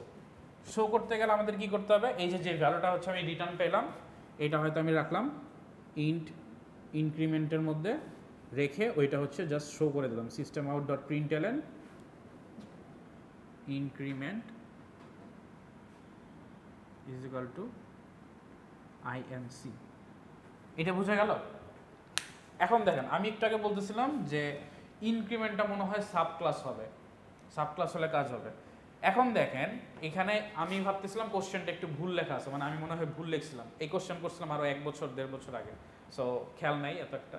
সো আমি ভাবছিলাম আমি মনে হয় ভুল লিখছিলাম, কিন্তু না, আমি ঠিকই লিখছি। সুপার ক্লাস কেন করতেছি দেখেন, ইনক্রিমেন্টটা যদি সাব ক্লাস হয়, এখন আমি সাব ক্লাস থেকে সুপার ক্লাসের মেথড কল দিতে পারি, কোনো প্রবলেম নাই, সুপার ক্লাসের জিনিসগুলো আমি নিতে পারি। কিন্তু এইখানে একটা মেথড কল দেওয়া হয়েছে কি, ক্যালকুলেট ইনক্রিমেন্ট, কল দেওয়া হচ্ছে কোথায়, এমপ্লয়ি ক্লাস থেকে। এখন আমি সাব ক্লাস থেকে প্যারেন্ট ক্লাসকে ইনক্রিমেন্ট করতে পারবো, কিন্তু প্যারেন্ট ক্লাস থেকে কি চাইল্ড ক্লাসকে কোনো মেথড আমি কল দিতে পারবো? এখন এমপ্লয়ি যদি আমার প্যারেন্ট হয়ে যায়, আমি কি ইনক্রিমেন্ট ক্লাসের কোনো কিছু কল দিতে পারবো? কারণ ইনক্রিমেন্টের জিনিসটা আমার কাছে এমপ্লয়ি নাই। সো এইটা কোশ্চেনটা ঠিকই ছিল, ইনক্রিমেন্ট ক্লাসটা আমাদের নর্মালি হবে, কোনো প্রবলেম নাই। এইখানে এমপ্লয়ি ক্লাসটার সুপার ক্লাস হবে হচ্ছে ইনক্রিমেন্ট।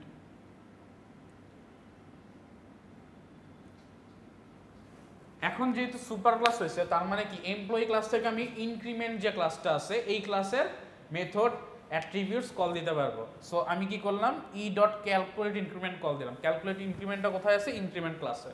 সো আমি কি করতে পারতেছি, সুপার ক্লাসের মেথডটা কল দিতে পারতেছি। বুঝতে পারছেন? সো সুপার ক্লাস ঠিকই আছে। আমি ভাবছিলাম এটা হয়তো ভুল আছে, বাট ঠিকই আছে, কোনো প্রবলেম নাই।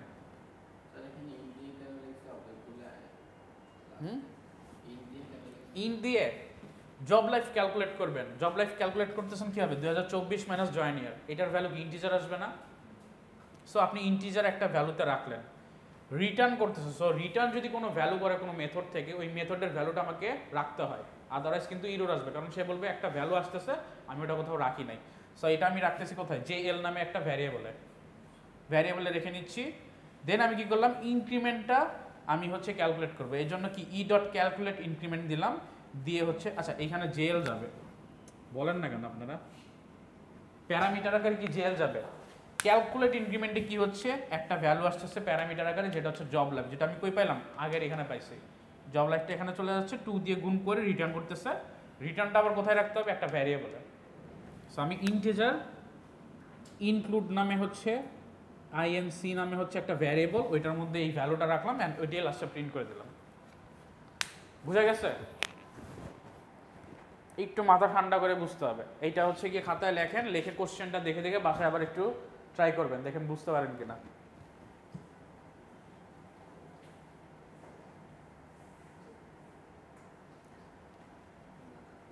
ফার্স্টে কোশ্চেনটা ভাবছিলাম একটু ভুল আছে, বাট কোশ্চেনটা ঠিকই আছে, সুপার ক্লাসই হবে।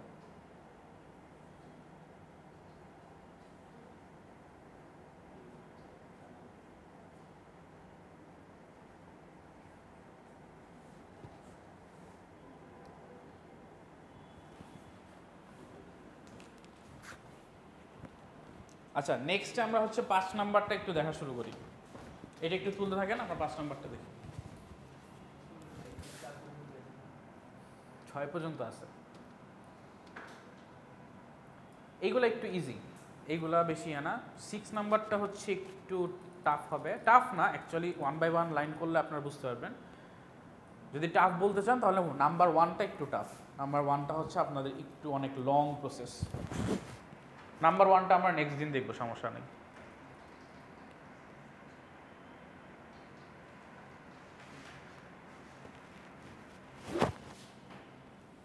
আচ্ছা, এখানে ফার্স্টে কি বলছে, একটু কোশ্চেন পড়েন সবাই, সবাই আগে ফার্স্টে কোশ্চেনটা পুরোটা পড়েন।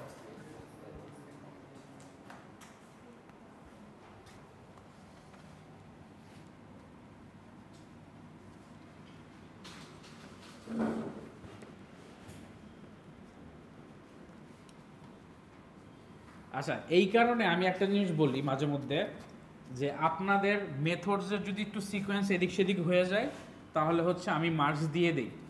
কারণ কি, আপনাদের কোশ্চেনগুলো এরকমভাবেই থাকে যে প্রথমে আপনি হয়তো একটা কাজ করছেন, তারপরে হয়তো আপনি অন্য কাজ করছেন। সো মেথড যে সিকোয়েন্স সেম হওয়া লাগবে, অর্থাৎ ক্যালকুলেট উপরে তারপরেই লাইনে বলছে এটা করতে হবে, এটা না করে যদি আপনি পরেরটা উপরে করেন নিচে করেন সমস্যা নেই, বাট ক্লাস কিন্তু ডিফারেন্ট হলে প্রবলেম। এখন কনস্ট্রাক্টর যদি আপনি অন্য ক্লাসে গিয়ে করেন তখন তো পসিবল না। সো আপনাকে কী করতে হবে, ওইরকমভাবে, এই জন্যই বলছি যে ফার্স্টে কোশ্চেন পুরোটা একবার পড়বেন, পড়ে দেন লাইন বাই লাইন করবেন। পুরোটা পড়লে কি, অনেক সময় পরের লাস্টে গিয়ে বলতেছে ফার্স্টে কোনো একটা কাজ করতে। সো আপনি যদি পুরোটা একবার না পড়েন তাহলে কিন্তু বুঝতে পারবেন না যে লাস্টে আমার কিন্তু একটা ফার্স্টের কাজ থাকবে। সো ওইখানে কিন্তু আপনাকে একটু গ্যাপ রেখে তারপরে কাজ করতে হবে। এখন যদি করেই ফেলছেন, আপনার কাছে সময় না থাকে, তখন হয়তো আপনি এটা করতে পারেন, হয়তো সেটা আমি কনসিডার করব সেই ক্ষেত্রে। বাট আপনি নর্মালি ওইটা ট্রাই করবেন করার পাশাপাশি। যদি এমন হয়ে যায় যে লাস্টের দিকে চলে আসছেন, টাইম পাচ্ছেন না, সাইডে গিয়ে আপনি করে দিচ্ছেন যে আচ্ছা এইখানে কনস্ট্রাক্টর হবে, হয়ে গেছে, তখন আমি বুঝতে পারলে আপনাদের মার্কস দিব, সমস্যা নেই। আচ্ছা, এখন আসি হচ্ছে নাম্বার 6। দেখেন কি বলছে, চলেন পুরোটা একবার পড়ি, পড়লে কিছু বুঝবো না, তারপরেও আমরা পড়বো। ফার্স্টে কোশ্চেন দেখে ভয় পাওয়া যাবে না, এইটা অনেক ছোট কোশ্চেন। আমি আমার যখন ফার্স্ট একটা কোশ্চেন দেখি মনস্টারের একটা কোশ্চেন আছে, আমি জানি না নেটে আছে কিনা। আমাদের এক ম্যাম ছিল, পুরো এক পেজ A4 সাইজের এক পেজ ভর্তি পুরো কোশ্চেন। ওইটা দেখে আমার আর পড়ার ইচ্ছা হয়নি, আমি তাকাইছিলাম অনেকক্ষণ। তো ম্যামকে আমি কোশ্চেন করছিলাম, ম্যাম এত বড় কোশ্চেন আমি তো কিছুই বুঝতেছি না। ম্যাম বলছে টেনশন নিও না, লাইন বাই লাইন করো। অ্যান্ড লাইন বাই লাইন পড়ার পরে আমি এটা করতে পারছিলাম।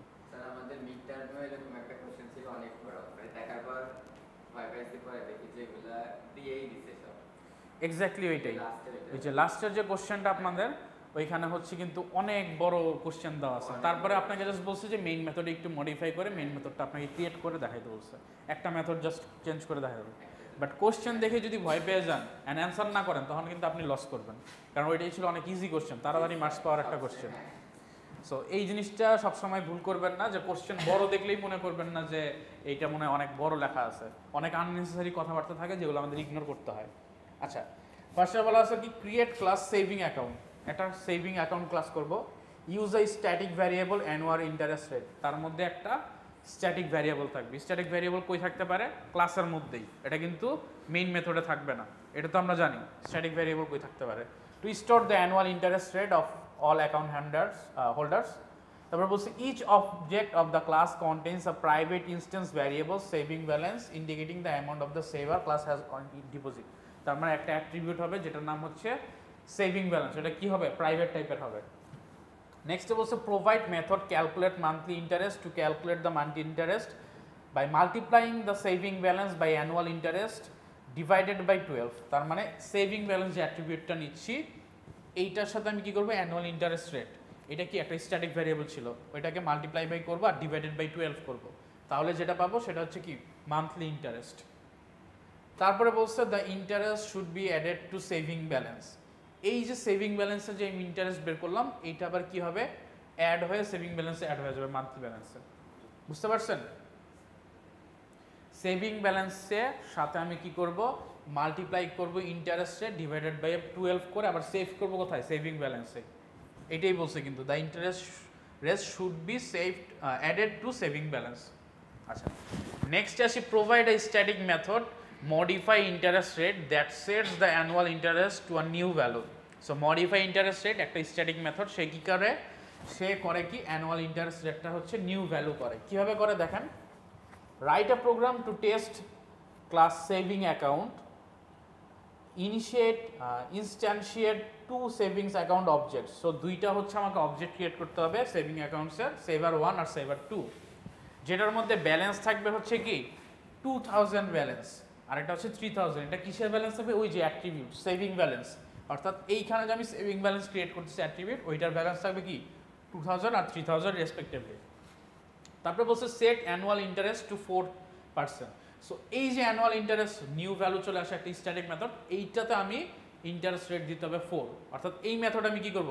ইন্টারেস্ট রেট স্ট্যাটিক মেথডের ভ্যালুটা আমি প্রথমে সেভ করব না, এইখানে গিয়ে আমি স্ট্যাটিক মেথডটা দিয়ে ভ্যালুটা হচ্ছে সেভ করব।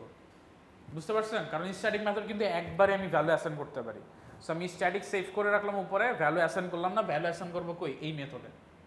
নেক্সটে বলা আছে then calculate the monthly interest of each 12 months and print the new balance for the savers. তার মানে ওই মেথডটা কল দিব, কল দিলে সে কি মান্থলি ব্যালেন্সটা হচ্ছে সেভ করে, নিউ ব্যালেন্সটা সেভ করে আমাকে রেজাল্ট দিবে। Next set the annual interest to 5%, calculate the next month interest and print.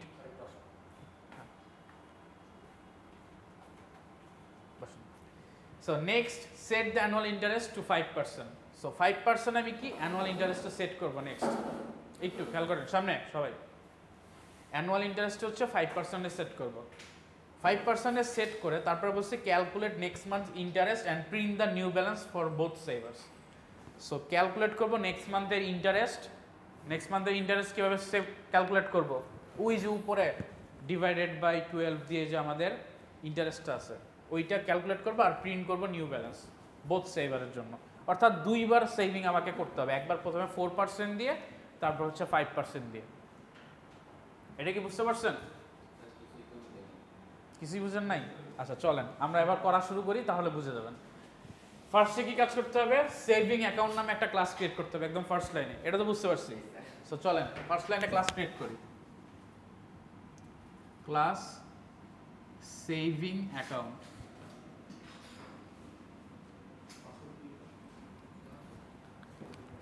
Create করা হয়েছে। দেন বলছে use a static variable annual interest rate two store the annual interest rate for account holders. তার মানে annual interest rate নামে একটা static variable করতে হবে। তো চলেন করি।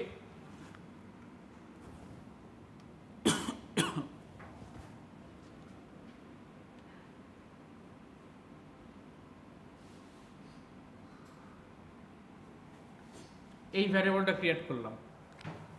দেন আমাকে বলছে কি যে each object of the class contains a private instance variable saving balance indicating the amount saver currently has on deposit. তার মানে সেভিং ব্যালেন্স নামে একটা ইনস্ট্যান্স করতে হবে, অর্থাৎ অ্যাট্রিবিউট করতে হবে, যেটার নাম কি, যেটা হচ্ছে কি প্রাইভেট সেভিং ব্যালেন্স। এটা কি বুঝতে পারছেন?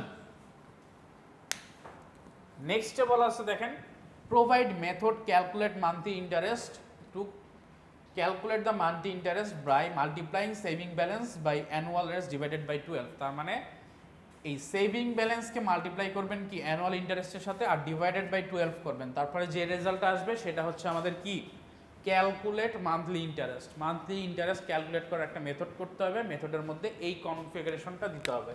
সো আমরা কি করি, মেথড লিখি, মেথডের নাম কি ক্যালকুলেট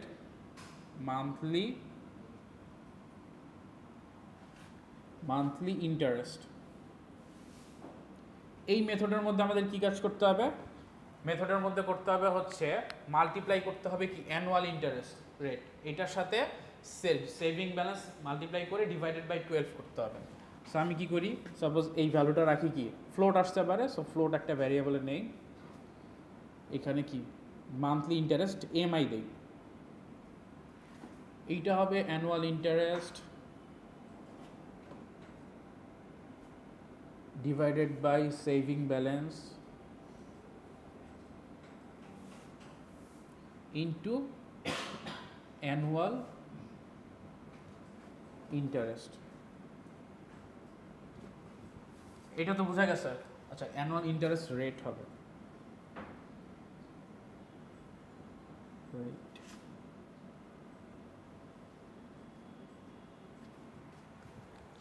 বুঝতে পারছেন? এই দুইটা গুণ করে ডিভাইডেড বাই মাল্টিপ্লাই করলাম, কারণ কি এটা কি অ্যানুয়াল, অ্যানুয়াল মানে কি পুরো বছরের ইন্টারেস্ট রেট কি থাকে ওইটাকে আমি কি করলাম আমার ব্যালেন্স দিয়ে গুণ করলাম, তারপরে ডিভাইডেড বাই করলাম 12 দিয়ে। বুঝতে পারছেন?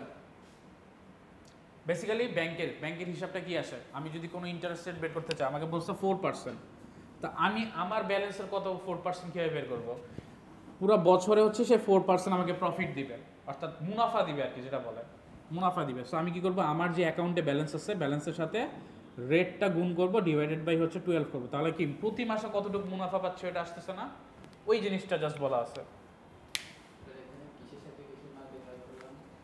অ্যানুয়াল ইন্টারেস্ট রেটের সাথে হচ্ছে, আচ্ছা উল্টা লিখছি, ডিভাইডেড বাই এটা হচ্ছে কি সেভিং ব্যালেন্স, সেভিং ব্যালেন্সের সাথে আমি মাল্টিপ্লাই করবো, ডিভাইডেড বাই হচ্ছে 12 করবো, যেটা করতে বলা আছে উল্টা করবে। আচ্ছা, সো এইটা হচ্ছে আমাদের এই কাজ, এই মেথডটা আমাদের করা লাগলো। এখন মেথড করা শেষ, আমরা কি করব, মেথডে কি আমাকে কিছু রিটার্ন করতে বলছে, দেখি তো আমরা।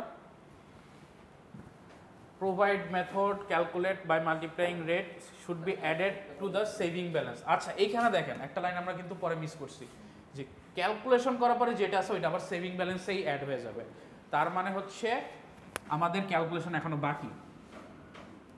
Saving balance is equal two saving balance plus এইটা, তার মানে আমি যে ক্যালকুলেশন করব, যে রেজাল্টটা পাবো ওইটা অ্যাড হয়ে যাবে কার সাথে, সেভিং ব্যালেন্সের সাথে, অ্যাড হয়ে যে ভ্যালুটা আসবে ওইটা সেভিং ব্যালেন্সে চলে আসবে। বুঝতে পারছেন? আমাকে কিন্তু পুরো লাইনটা এই কথাটাই বলা আছে, যে এইখানে বলা হচ্ছে যে provide method calculate monthly interest, calculate monthly interest আমি একটা মেথড নিলাম, ওইখানে কি করতে বলছে, calculate the monthly interest by multiplying saving balance by annual interest rate. Multiply করবো সেভিং ব্যালেন্সের সাথে অ্যানুয়াল ইন্টারেস্ট রেট, সেভিং ব্যালেন্সের সাথে অ্যানুয়াল ইন্টারেস্ট রেট। দেন বলছে divided by 12 the interest, divided by 12 করতে বলছে, অ্যান্ড এইটাকে বলছে should be added to saving balance, should be added to মানে সেভিং ব্যালেন্সের সাথে অ্যাড করে সেভিং ব্যালেন্স রাখতে বলছে, should be added to saving balance. So বুঝতে পারছেন এই কনফিগারেশনটা কিভাবে করলাম? আচ্ছা, এখন এই কনফিগারেশনটা করা শেষ, দেন আমাদের বলছে কি দেখেন, provide a static method modify interest rate that sets the annual interest rate to a new value। দেখেন এইখানে কিন্তু স্ট্যাটিক মেথড বলা হয়েছে। স্ট্যাটিক মেথড কি করতে পারে? স্ট্যাটিক ভ্যারিয়েবলকে কিন্তু চেঞ্জ করতে পারে। অনেকের কোশ্চেন আসতে পারে, আচ্ছা স্যার স্ট্যাটিক ভ্যারিয়েবল ভ্যালু তো কখনো চেঞ্জ করতে পারবো না, স্যার আমি এখানে তো স্ট্যাটিক ভ্যারিয়েবল একবার ডিক্লেয়ার করে ফেলছি, এটা তো আর কখনো চেঞ্জ করা সম্ভব না। এই কারণেই কিন্তু স্ট্যাটিক মেথডটা করা, যে মেথডটাও কিন্তু স্ট্যাটিক, এটা কিন্তু আমরা চেঞ্জ করতে পারবো, অর্থাৎ এইখানের যে ভ্যালুটা এটা আমরা বসাইতে পারবো। বুঝতে পারছেন? সো আমি এখন কি করব, স্ট্যাটিক যে মেথড, এইখানে আমাদের কোনো রিটার্ন নাই, সো স্ট্যাটিক যে মেথড, স্ট্যাটিক মেথড করব। স্ট্যাটিক সাপোজ হচ্ছে গিয়ে ভয়েড, এইখানে set interest,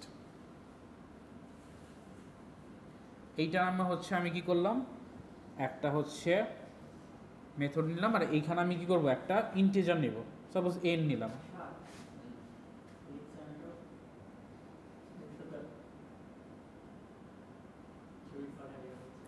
annual interest equal to n দিলাম। জাস্ট আমি কি করলাম, অ্যানুয়াল ইন্টারেস্টটা সেট করলাম, অর্থাৎ এই যে ভ্যালুটা যেটা, এটা আমি সেট করলাম। সেট করার একটা মেথড লিখলাম, স্ট্যাটিক লিখলাম। সো স্ট্যাটিক মেথডে আমি কি স্ট্যাটিক ভ্যারিয়েবলগুলো নিয়ে কাজ করতে পারি। আচ্ছা, নেক্সটে যে কথাটা বলতেছে, write a program to test class saving account. So saving account ক্লাসটাকে টেস্ট করার জন্য একটা প্রোগ্রাম করতে হবে যে এটা ঠিকঠাক মতো কাজ করতেছে কিনা। দেন বলছে ইনস্ট্যান্সিয়েট টু সেভিংস অ্যাকাউন্ট অবজেক্ট, অর্থাৎ এই অ্যাকাউন্টের একটা অবজেক্ট ক্রিয়েট করতে হবে, সেভার 1 আর সেভার 2। সো আমাকে কি করতে হবে, এই ক্লাসটা টেস্ট করার জন্য দুইটা অবজেক্ট ক্রিয়েট করতে হবে। তার মানে মেইন মেথডে আমি দুইটা অবজেক্ট ক্রিয়েট করবো, একটা হচ্ছে সেভার 1 আর একটা সেভার 2 with the balance 2000 and 3000। So আমি কি করব, এখানে ব্যালেন্স হচ্ছে কি আমাকে 2000 আর 3000 হচ্ছে ব্যালেন্স দিতে হবে। এখন আমাকে বলেন যে এই ব্যালেন্স যদি আমাকে পাঠাইতে হয়, ব্যালেন্স পাঠাইতে হবে কীভাবে, এই অ্যাট্রিবিউটে সেভিং ব্যালেন্সে কয়টা ওয়েতে আমি পাঠাইতে পারি, হয় আমি গেটার মেথড সেটার মেথড করব, অথবা আমি হচ্ছে এখানে কি করতে পারি, কনস্ট্রাক্টর দিয়ে। এখন দেখেন এই মেথডটা কি, এই জিনিসটা আমাদের কি প্রাইভেট আছে, প্রাইভেট যদি থাকে তাহলে আমাকে এটা পাঠাইতে হলে কি গেটার মেথড আর সেটার মেথড লাগবে, আদারওয়াইজ কি আমি পাঠাইতে পারবো ভ্যালু। সো আমাকে এখানে সেভিং ব্যালেন্সের জন্য একটা গেটার আর একটা হচ্ছে সেটার মেথড ইউজ করতে হবে, যেখানে আমি ভ্যালু সেট করতে পারবো। আচ্ছা, সো আমি কি করি, এর পরের লাইনে এখানে কি করি, গেটার একটা মেথড করি, গেট সেভিং ব্যালেন্স।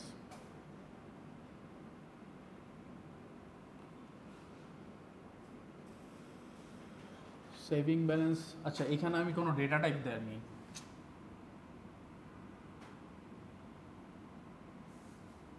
ডাবল হবে।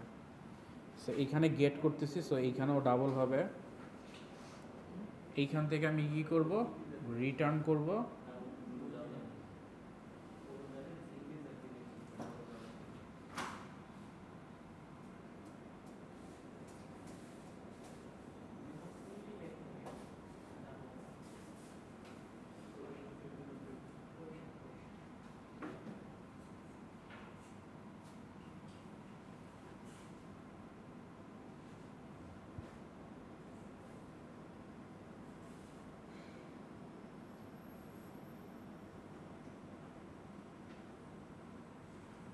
গেটার মেথড এন্ড সেটার মেথড করলাম। সো প্রাইভেট যেহেতু গেটার মেথড সেটার মেথড লাগবে, এছাড়া আমি পারবো না। সো গেটার মেথড আর সেটার মেথড করে ফেললাম, ফাইন। দেন বলছে set annual interest rate 4, calculate monthly interest of 12 months and print the new balance for both সেভার্স। So তার মানে কি করতে হবে, অ্যানুয়াল ইন্টারেস্ট রেট 4 করতে হবে। সো আমি কি করব, মেথডটা কল দিব, annual interest rate main method call দিয়ে মেথড কল দিব। স্ট্যাটিক মেথড কল দেওয়ার জন্য তো আর অবজেক্ট ক্রিয়েট করা লাগে না, সো আমি ডিরেক্ট কল দিতে পারবো। সো আমাকে এরপরে কি করতে হবে, আচ্ছা এর পরের লাইনগুলো, এইটা লেখা শেষ হইলে আমি এরপরে মেইন মেথড এখান থেকে লিখতেছি, ঠিক আছে, একটু বুঝেন। এইটা এইখানে শেষ, তারপরে হচ্ছে নেক্সট স্টেপ, এটা হচ্ছে সেকেন্ড পার্ট, এটা হচ্ছে ফার্স্ট পার্ট, এটা হচ্ছে থার্ড পার্ট, মার্ক করে দিলাম, কেউ মিসম্যাচ করেন না। আচ্ছা এখন আমাদের কি করতে হবে, পাবলিক স্ট্যাটিক ভয়েড মেইন মেথডে গিয়ে স্ট্রিং আর্গস লিখে দিই। এইখানে গিয়ে কি করতে বলছে আমাদের অ্যানুয়াল ইন্টারেস্ট রেট 4 সেট করতে বলছে। First of all object create করতে দুইটা, সেভার 1 আর সেভার 2। সো আমি এই সেভিং অ্যাকাউন্টের অবজেক্ট ক্রিয়েট করব। সেভিং অ্যাকাউন্ট, এটা কি করব, সেভার 1 একটা অ্যাকাউন্ট, একটা হচ্ছে ক্রিয়েট করব নিউ সেভিং অ্যাকাউন্ট।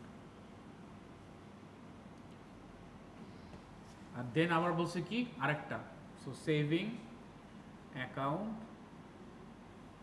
সেভার 2, এখানে হচ্ছে নিউ সেভিং অ্যাকাউন্ট। দুইটা অবজেক্ট ক্রিয়েট করলাম, সেভার 1 আর সেভার 2। এখানে কি বলছে, সেভার 1 এর যে ভ্যালু এটা 2000 আর সেভার 2 এর ভ্যালু হচ্ছে কি করতে 3000। সো সেভার 1 এর ভ্যালু যদি করতে হয় এটাকে আমার ভ্যালু অ্যাসাইন করতে হবে কি গেট মেথড আর সেট মেথড দিয়ে। সো আমি কি করব, এখানে সেভার 1 ডট সেট সেভিং ব্যালেন্স,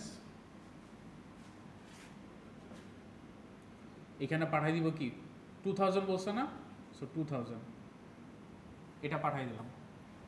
দেন নেক্সট কি সেভার 2, সেভার 2 ডট সেট সেভিং ব্যালেন্স, এটা কি 3000, বুঝতে পারছেন, সেট করতে বলছে। দেন বলছে ইন্টারেস্ট রেটটা 4 করতে, অ্যান্ড তারপরে হচ্ছে গিয়ে এখানে নতুন যে সেভার যে হিসাব করতেছে এই মেথডটা ক্যালকুলেট করতে। সো আমি কি করব, দেন এই যে ইন্টারেস্ট যেটা সেট করে এটাকে 4 পাঠাবো, তার মানে এই মেথডটা কল দিয়ে 4 পাঠাবো। এই মেথডটা কি স্ট্যাটিক মেথড, সো এটা কি অবজেক্টের মাধ্যমে ক্রিয়েট হবে না ডিরেক্ট ক্রিয়েট হবে, ডিরেক্ট। সো আমি এখানে কি করব, কল দিব কি সেট ইন্টারেস্ট, এইটা দিয়ে পাঠাই দিব কত 4, সেট ইন্টারেস্ট 4 পাঠাই দিব। যেহেতু স্ট্যাটিক মেথড এটার অবজেক্টের থ্রুতে পাঠাইতে হবে না, ডিরেক্ট কল দিতে পারবো। 4 পাঠাই দিলাম, পাঠাই দেওয়ার পরে এখন আমি কি করব, এই যে এইখানে দেন বলছে কি মান্থলি ইন্টারেস্ট বের করে সেভারের একটা ভ্যালু বের করতেছে বোথ সেভারের জন্য। সো আমি কি করব, সেভার 1 ডট ক্যালকুলেট মান্থলি ইন্টারেস্ট দিব, ক্যালকুলেট মান্থলি ইন্টারেস্ট, এটা কল দিব। আবার হচ্ছে কি সেভার 2 এর জন্য ক্যালকুলেট মান্থলি ইন্টারেস্ট। এটা বুঝা গেল কি করলাম,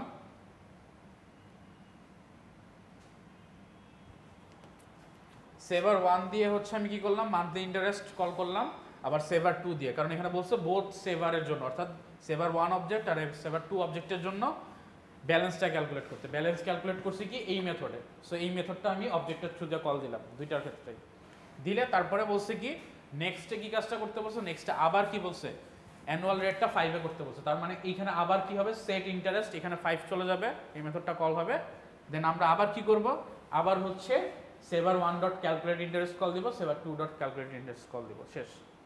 সো তার মানে কি যেই কাজটা করলাম এই তিনটা আবার কি হবে 4 দিয়ে করছিলাম ইন্টারেস্ট রেট, এখানে জাস্ট 5 বসাই দিয়ে সেম লাইন লিখলেই আমাদের কাজ শেষ।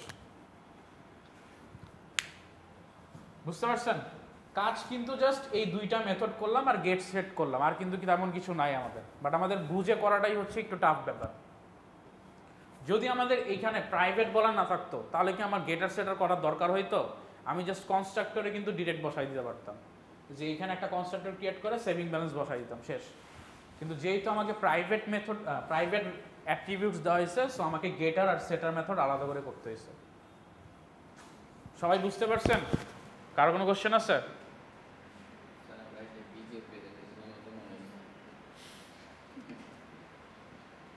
সো বাসায় যান, বাসায় গিয়ে কোশ্চেনগুলো দেখেন, দেখে এই অ্যান্সারগুলো আবার একটু ম্যাচ করার ট্রাই করেন, ট্রাই করে দেখেন যে সব ঠিকঠাক মতো বুঝতে পারতেছেন কিনা। কোনো কনফিউশন থাকলে নেক্সট ক্লাসে বলেন। আর 1 নাম্বার যে প্রবলেম পিজা প্রবলেম, এই প্রবলেমটা আমরা নেক্সট উইকে দেখবো নি, নেক্সট ক্লাসে। তাহলে কি কাজ, ফার্স্ট থেকে ইনহেরিটেন্স, এনক্যাপসুলেশন আর পলিমরফিজম, এই তিনটার উপরে অ্যাসেসমেন্ট হবে একটা নেক্সট উইকে। সো এই তিনটা হচ্ছে করে নিয়ে আসবেন। এই যে এই টাইপের কনসেপচুয়াল কোশ্চেন হবে, কনসেপচুয়াল কোশ্চেন কিন্তু বুঝতেই পারতেছেন, হ্যাঁ হইতেই পারে। সো এই টাইপের হবে, এগুলা কি ইনহেরিট করলাম, তারপর হচ্ছে আমরা মেথড ক্রিয়েট করলাম, গেটার সেটার মেথড করলাম, এই টাইপেরই কিন্তু হবে, এর বাইরে হওয়ার চান্সেস নাই। আচ্ছা, আর আরেকটা কি বলছি, নেক্সট উইকের পরের উইক, তার মানে 16 তারিখে আমাদের হচ্ছে ল্যাব মিট হবে। ওইটাতে আমাদের সিলেবাস থাকবে হচ্ছে ফার্স্ট থেকে পলিমরফিজম পর্যন্ত, ফার্স্ট থেকে পলিমরফিজম অর্থাৎ মিট পর্যন্ত যা পড়ানো হয়েছে তাই। ল্যাব মিট থাকবে, ল্যাব মিটে কি হবে, 2টা কোশ্চেন দেওয়া হবে ম্যাক্সিমাম, 2টা কোশ্চেনের অ্যান্সার লিখতে বলা হবে। কনসেপচুয়াল কোশ্চেন থাকতে পারে, ম্যাক্সিমাম এটাই থাকবে, কনসেপচুয়াল থাকবে, এখান থেকে আপনারা ডিজাইন করে আপনাকে একটা আউটপুট দেখাইতে হবে।